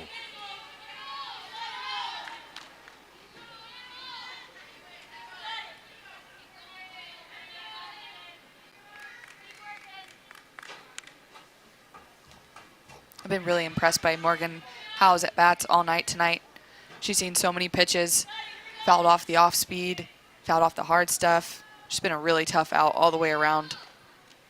All right, so here's the story about it, by the way. So you hear in baseball White Sox, Red Sox, right? SOX. Well, the Blue Hose, the nickname was first born in the early 1900s. And initially, they were known as the Blue Stockings, almost similar to that of Sox. Okay. But writers, to try to shorten things so they could fit the story in to the printed newspaper, was shortened from stockings to hose, and it just kind of stuck. Okay. So that's how the name was born. I'm glad that is the story and not, in fact, actual pantyhose. Yes. Okay. The more you know with us here in the With Brand booth. Haley, yep. Between now and season's end in early August. We've had Blue Hose as mascots. We've had Penguins, which Penguins, yep. I'm pretty sure there's only one of in Division I since I've I've only never ever heard it outside of Youngstown State. Right. Very unique mascot. Raging Cajuns, unique to Louisiana.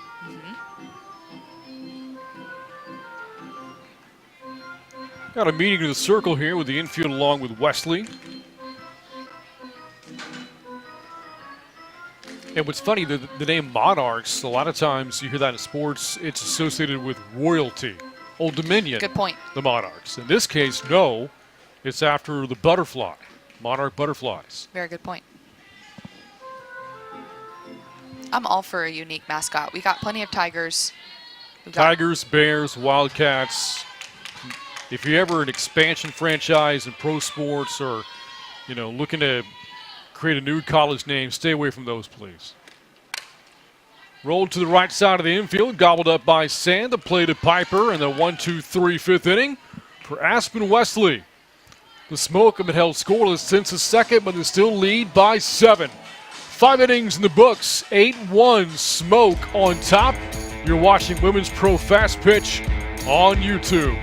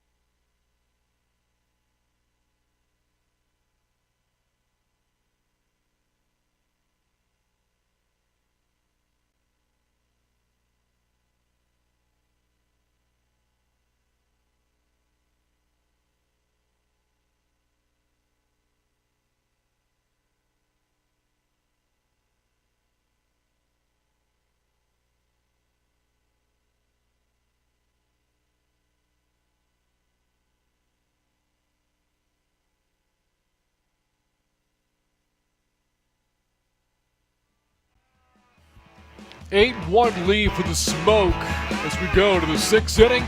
Story of this game. Offensively, Jazz Hill, a grand slam of the first inning, part of a 5-run frame. Dove the scoring for the Smoke, the reigning champs. And then to the 2nd inning, it was Charlie Eccles' turn to go deep. A 2-run shot. 2 massive swings have scored 6 runs. 6 of the 8 for the Smoke tonight. On top by 7 as we go to the top of the 6th inning. The Smoke has definitely made the most of their opportunities with runners on base, runners in scoring position. However, you said it, Brant, they've scored early in this game, but they haven't put up any runs since the top of the 2nd. But the Monarchs, on the flip side, haven't really put anything together, strung together any scoring opportunities, aside from Sarah Vanderford's really hard hit ball to Denver Bryant that pretty much knocked her on her back. It did produce the Monarchs' only run, RBI ground out for Vanderford, who's 0 for 2 so far against her former teammate, Jessica Mullins, in the circle for her 6th inning of work. And the count even here, 1 ball and 1 strike. Where these two dominate the Texas State record books. Mullins in pitching numbers and Vanderford at the plate, arguably one of the best hitters in the history of a rich program in San Marcos. When you think about athletes in this day and age rewriting the record books at their universities, whether it's offensively or defensively, and you think about all of the film and all of the technology that's available now in the sport that didn't exist back then, it's so impressive because people know what your strengths and your weaknesses are, but yet athletes are still finding a way to rewrite the record books. In the case of Vanderford, Texas State's all-time leader in home runs, doubles, RBIs, and total bases.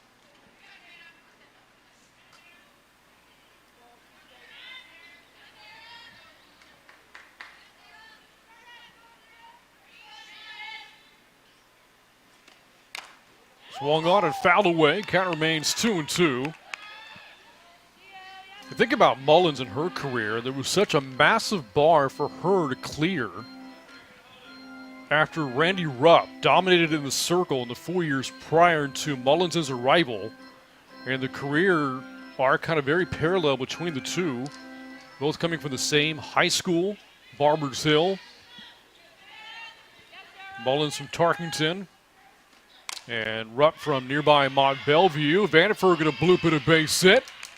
So after Mullins retired her teammate the first 2 at-bats, Vanderford gets her first hit as a pro, leadoff single here in the 6th inning. Sarah Vanderford gets jammed, but gets enough on it with her strength to just bloop this out into no man's land. I thought Jakewish might have a play if she dove for that ball, but sometimes when you get jammed, there's lots of spin on it. If you dive for it, you risk it rolling away into foul territory. So up 8-1, probably a wise decision to just let that fall, surrender the single. Pinch hitter for the Monarchs, Lily Piper called back for Trinity Schlotterbeck. Last night's starting pitcher for the Monarchs, batting for the first time this season. And ahead against Mullins, 2 balls and no strikes. You know, we have said it a few times now in the broadcast, all these players taking unique journeys to where they are, and you stress the importance of, you know, even though you grow up and admire others that have come before you, to play to your strengths, to be yourself. You know, for Mullins, it was so important for her not to be Randy Rupp, but to be Jessica Mullins.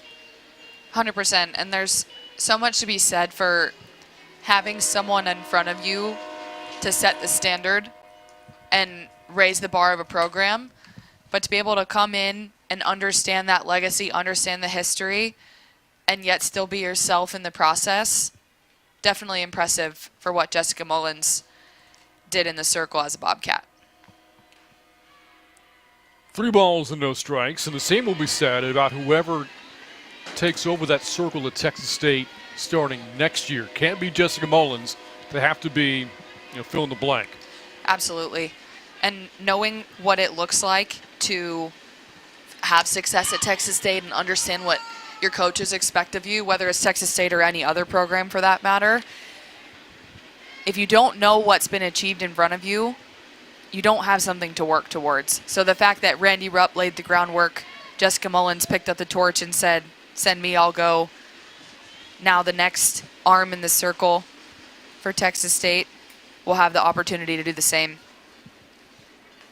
4-pitch walk given up by Mullins to Slaughterbeck.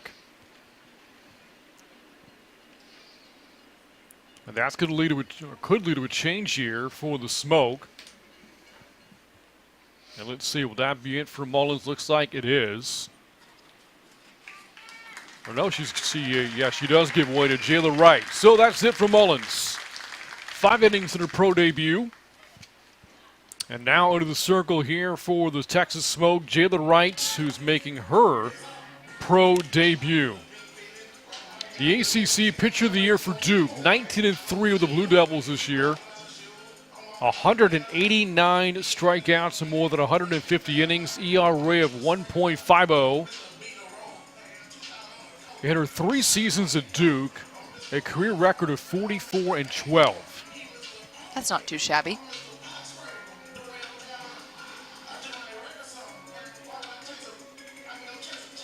Your thoughts, Haley, on the debut for Mullins as a pro here for the Smoke?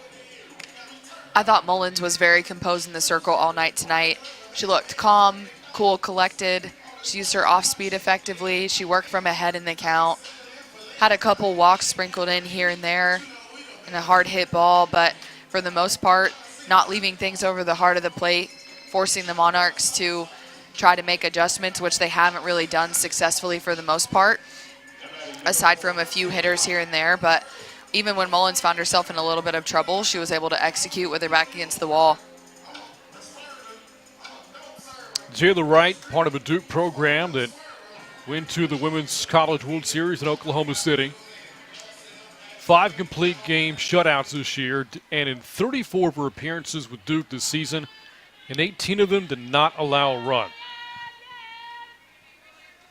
She's in to face Emily Hott, 2 on and nobody out in the top of the 6th inning. 1 ball and the no strikes to Hott, who so far is 0 for 2. Emily Hott's had a really nice night defensively out in center field for the Monarchs. Made some difficult catches on some great reads in the outfield. Trying to carry that momentum over to her offensive at-bats here.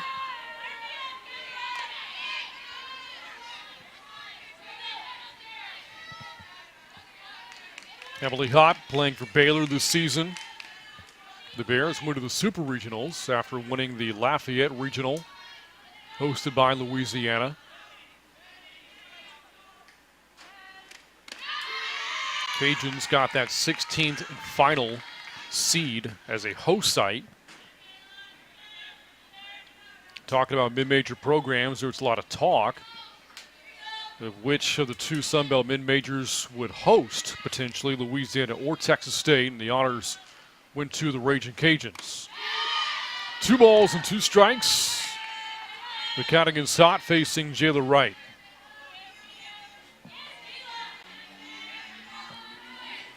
I like this presence that Jayla Wright's bringing into the circle right now.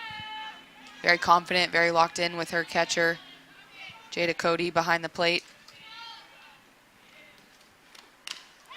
Hott got a piece. And a couple of batters from now, we'll see another ex-teammate versus ex-teammate. Kelly Torres will bat after Laywood Day. Torres, catcher of Duke, and again the pitcher, near Jayla Wright. So the battery combo about to face off against one another. I love it. Give me all the former teammate matchups. Swung on to left. That's a base hit for Hott. Stopping at third base is Vanderford, and the bases are loaded here with nobody out here in the 6th inning. Really nice piece of hitting from Emily Hott. Jayla Wright trying to go to that drop ball. Hott took it a couple times earlier in her at bat, but with 2 strikes, she knows she's got to defend that outside corner. Just keeps her chest over the plate, drives it right out into left field. Laywood Day batting with the bases juice, swing and a miss, strike 1, facing right for the first time. But a great start for Day's pro career, on twice in this game. 3 hits so far in her first 2 days as a pro.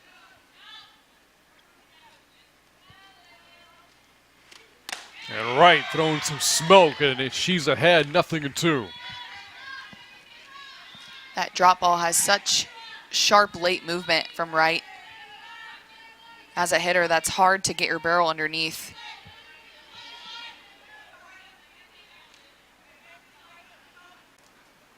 Wright looking for the inning's first out, won't get it here, but a good pick by Cody behind the plates.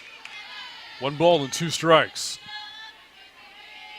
Definitely a little bit risky to go to the pick there with bases loaded, no outs, but Cody understanding the downspin from Wright, trusting her glove work. Takes a lot as a catcher with a drop ball pitcher on the mound and the bases loaded. It's a lot of pressure on you back there. Vanderford, Slaughterbeck, hot, all on base, nobody out in the 6th inning. 1-2 pitch, got her swinging. Big strikeout for Wright, first out here in the 6th. What a perfectly placed changeup. Jayla Wright showing Day drop ball after drop ball. This time she takes some off of it, pulls the string, looks just like the hard stuff. Day definitely fooled by the change in speeds there, and that's exactly what you want with the bases loaded and no outs.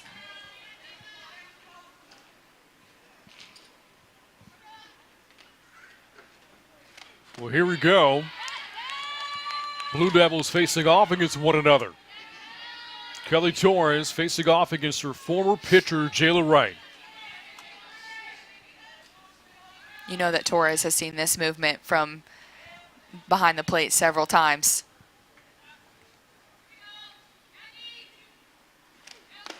Swing and a miss. Fooled her that time. 1-1.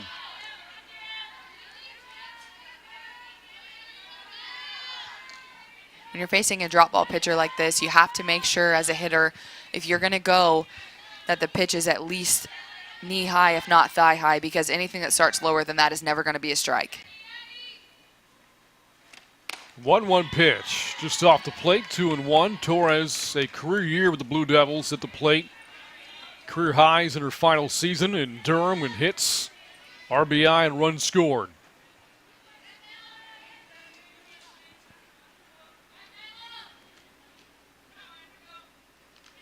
Bases loaded, 1 away, 2-1. Got a big pitch coming up now, 3 balls and a strike, hitter's count, and nowhere to put Kelly Torres.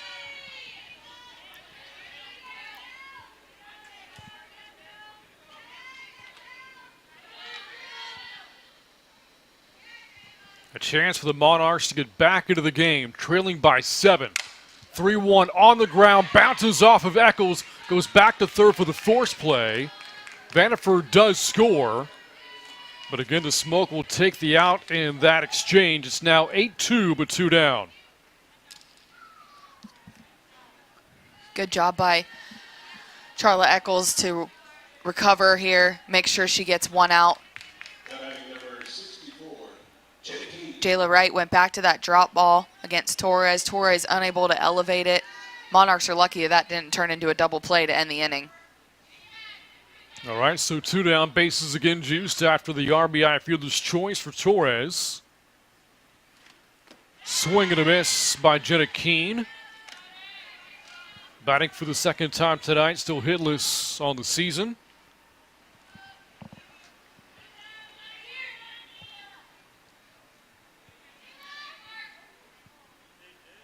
Slaughterbeck has moved to third base, hot at 2nd now, and Torres at 1st. Right, so 1. And the count runs to 0-2 to Keene.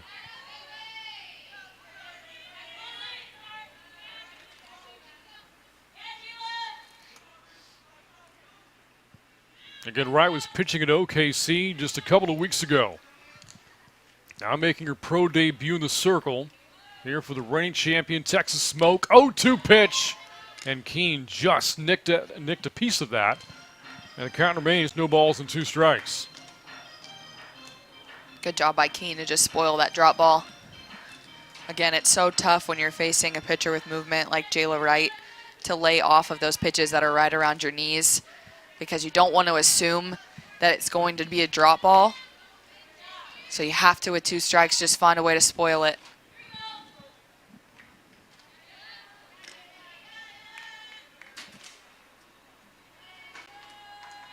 Right now, advantage Jayla Wright, 0-2. And Keene doesn't expand her zone. And waiting on deck for the Monarchs is Sand.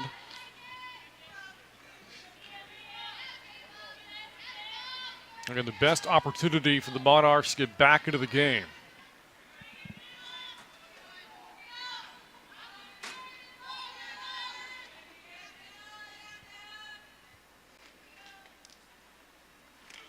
On the 1-2, ground ball misplayed by Jefferson, recovers the throw to first, not in time, sliding home and scoring for the Monarchs to bring in the second run is hot. 2-run score in the play, and it's now 8-4. Great job by Keene to just find a way to put the ball in play hard somewhere. Janae Jefferson just gets caught up in this in-betweener hop. If she would have picked that up and thrown home immediately, definitely would have had a good chance to get hot coming around from second. But she decides to try to throw it over the first instead. Yeah, correction, the 1-run scoring of the play. Third base was not occupied before the ball was put into play. Only run scoring there was Hotz. It's 8-3. And now the batter is Sand. 2 runs home for the Monarchs, though, in the inning. 5-run game here in the 6th. And an error charge there to Jefferson. Pretty uncharacteristic error from Jefferson. Again, it was a tough bounce, one of those where you really have to commit to go get it on the short hop or back up and make it a longer hop. And now coming home and scoring there is Torres. Aggressive base running from third. And now it is an 8-4 game. How about Kelly Torres doing a little delayed steal of home? It's not something you see very often with a 60-foot base path in sport of softball, but understanding Jayla Wright as her former teammate, taking a little bit too much time, caught her not paying attention, and took advantage of it. Monarchs have found their way back in this game. Yeah, here's what happens after the pitch. And Cody took a long time getting that ball back to Wright. And it was during that exchange that Torres came right to home plate. And she scores to make it a 4-run game. Yeah, I should correct myself. I don't think that was on Wright. It was definitely on Jada Cody. Just never took a look at her down the third baseline. Torres just kept getting closer and closer, and the moment Cody let go of that ball at home, Torres took off. So a steal of home by Kelly Torres. 2 runs in for the Monarchs. They're making 3 in the inning. Once down, 8-0. Now it's 8-4. And that bounces away from Cody. Keene on her way to second base. And the count, 2 balls and 2 strikes here to Sand.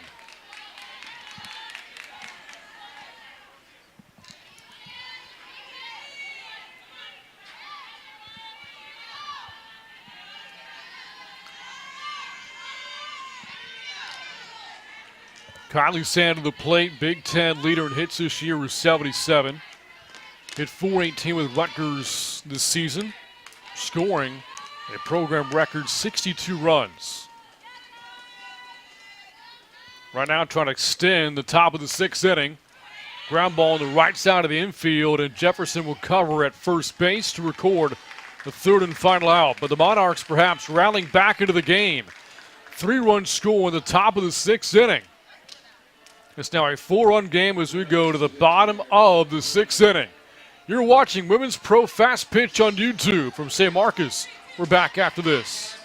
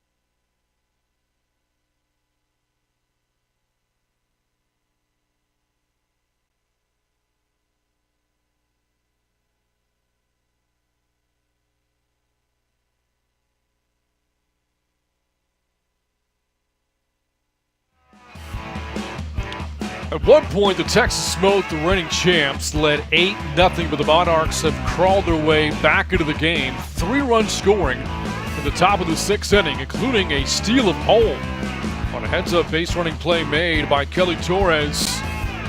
And now the Monarchs trying to keep it a 4-run deficit, looking to hold the Smoke scoreless in the bottom of the 6th inning and give themselves a chance in the top of the 7th. So far, Aspen Wesley in the circle for the Monarchs has held her own. Came into the game in the 3rd inning and is not allowed a run against this potent Smoke lineup. And here she'll face the heart of the order batters 4 through 6. Eccles, Jaquish, and Hill all batting for the Smoke, leading by 4. This is going to be the true test for Wesley, facing the heart of this order for the Smoke that has done majority of the damage tonight. And here, able to induce a ground out, handled by Sand, throwing it back to Piper. 1 up and a 1 down for Wesley here in the bottom of the 6th. Credit to Wesley and the Monarchs for just continuing to stay the course. You know, down 8-0 after 2 innings, it's super easy to just roll over and kind of buy into the lull of the game, but the Monarchs have stuck it out, found ways to maximize their opportunities. Wesley coming in out of the pen, 3rd pitcher of the game, found a way to slow down this absolute train of an offense after the first 2 innings. And now the Monarchs have given themselves a chance. Jake Wish, after a big night last night, has been on twice in this game on a walk and a blue base hit. 1 ball and the 1 strike from Wesley. Numbers so far for Wesley in relief, 3 1/3 for the Monarchs. No runs off 2 hits, a walk and a strikeout.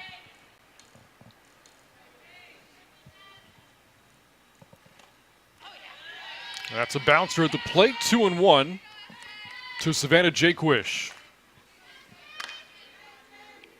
I'm wondering if Jaquish is trying to sit that off-speeder changeup here in this at-bat from Wesley.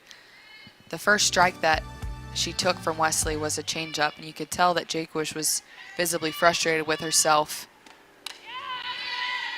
Maybe the plan changed because that was definitely harder, but it's fun to watch these athletes try to play the mind game. What's their plan at the plate? What are they working on attacking?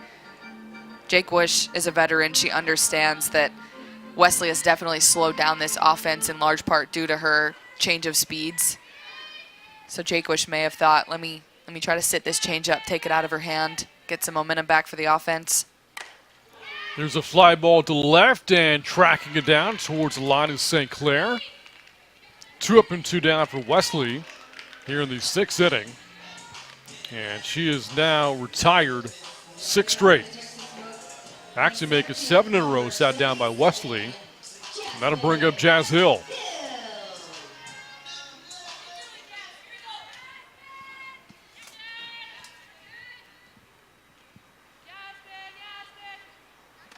Jazz Hill, owner of one of the biggest moments in this game, but it came early when the sun was still out. A grand slam as part of a 5-run first inning for the Smoke. Got something flying around her right now. Batting it away with a smile on her face. Those gnats in the summertime will get you. They will down here. Swing and a miss a couple of times. Wesley has pulled the string, and the count's 0-2. Aspen Wesley really feeling her changeup right now in the circle. First time we've seen her flash it back-to-back for a strike.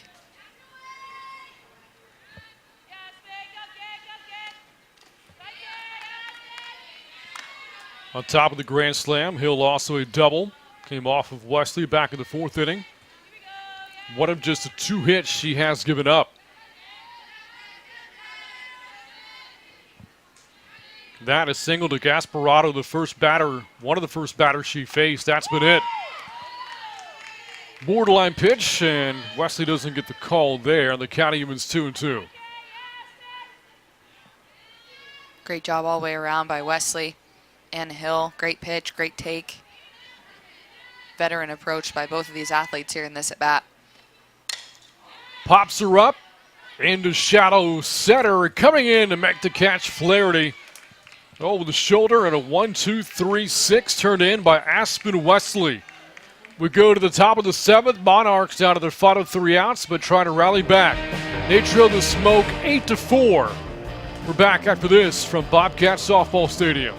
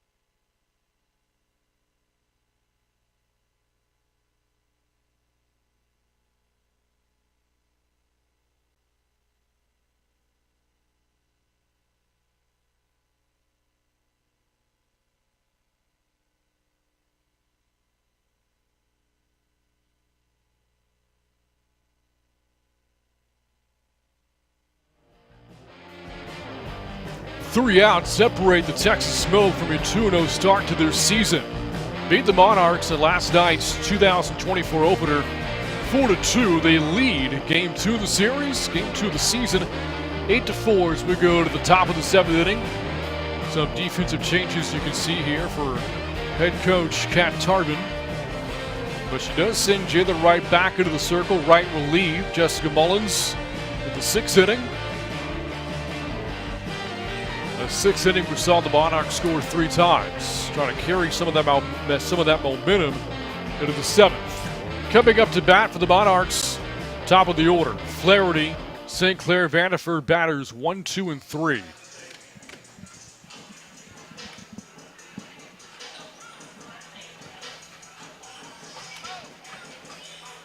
Looking to see where some of those defensive changes were being made. I don't really see anything. I believe that Jake Wish is coming to catch for sure, and I there think you are. Cody has swapped with her out in right.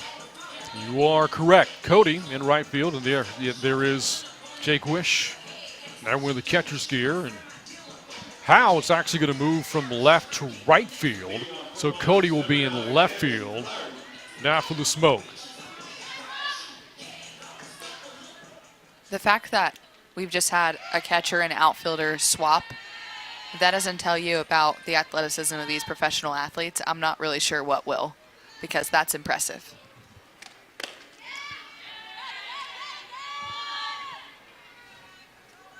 Flaherty facing right for the first time. First time in this game. Certainly not the first time as competitors. These two both hailing from the ACC. Flaherty from Florida State. And Wright with Duke. A lot of battles over the years. 1 ball and 1 strike here. It's so impressive what the Duke softball program has been able to do in such a short amount of time. I believe it's only their 7th season, and they've been to the Super Regionals at least 4 of those times, if my numbers are correct. Flair shot out towards left on the run, making the catch Cody. Actually, that's Jazz Hill. So Hill has moved from center to left field.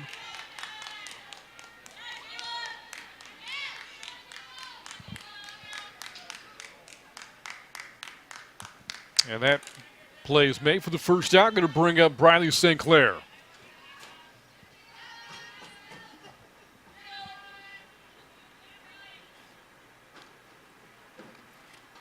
Swing and a miss, strike 1. St. Clair 0 for 2 with the sacrifice so far tonight, and also facing right for the first time.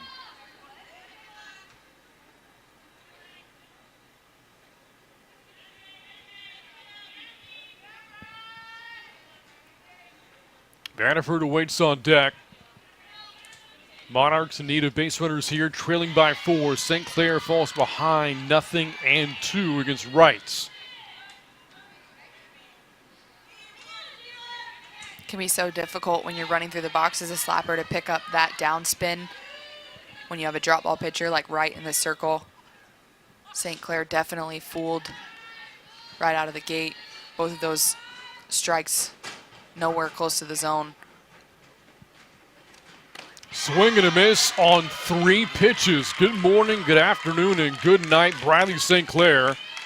Second punch shot for right relief, and now the Monarchs down to their final out. Jayla Wright going back to that drop ball again. St. Clair just can't recognize it whatsoever, visibly frustrated with herself, and rightfully so. But Jayla Wright is cruising here in the circle in relief. All right, so now we have it. Howe is in center and Cody's in right. Hills in left. A merry-go-round in the outfield here in this 7th inning for the Smoke. Monarchs down to the final out as Vanderford bats with the bases empty.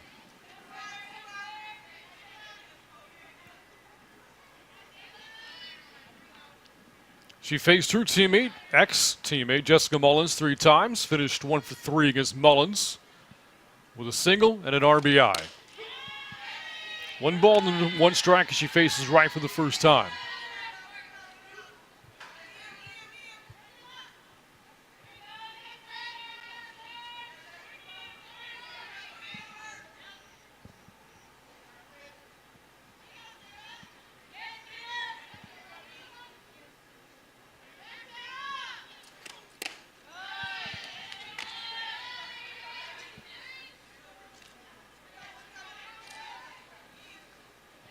They give Vanderford a chance to extend her playing career, just wrap things up at Texas State.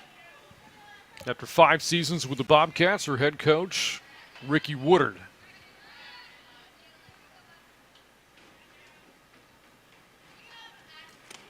Swing and a miss, strike 2, and now Wright a pitch away from ending this game.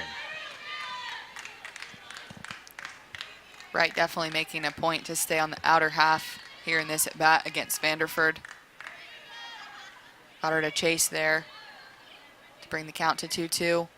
Monarchs down to their last strike. If Vanderford could extend the game, that would bring up Lily Piper. 2-2, and Wright struck her out. Back-to-back strikeouts for Jayla Wright. And with that, the Monarchs fall 8-4 in the Smoke, start the season 2-0. A lot of offense early after that, some strong pitching and defense for the Smoke in this game. Credit Jayla Wright and Jessica Mullins for keeping the Monarchs at bay. Texas Smoke got off to a hot start, unable to extend their lead past after the 2nd inning, but their pitching and their defense, led by Denver Bryant over at shortstop, doing more than enough to keep their lead in check and walk out of here 2-0 to start the season. And there a look at your player of the game, Denver Bryant. Yes, a lot of offense early in the game for the Smoke, but how about the defense from Denver Bryant? That play from her back, this play from her knees, a couple of tremendous defensive plays in this game for Denver Bryant. Sports Center top 10. I want to see it. I'm going to call it. I'm going to put it out there. She deserves it. Incredible plays. We even saw her leap for a line drive. She made a spin move early in the 1st inning after she bobbled it. Incredible defense behind her pitching staff tonight from Denver Bryant. And now the players soak in the post-game fireworks show. And with that, that's going to wrap up our coverage of tonight's game. For Haley McKay, I'm Brant Freeman saying so long from San Marcos, Texas, with the final score is a Smoke 8, the Monarchs 4.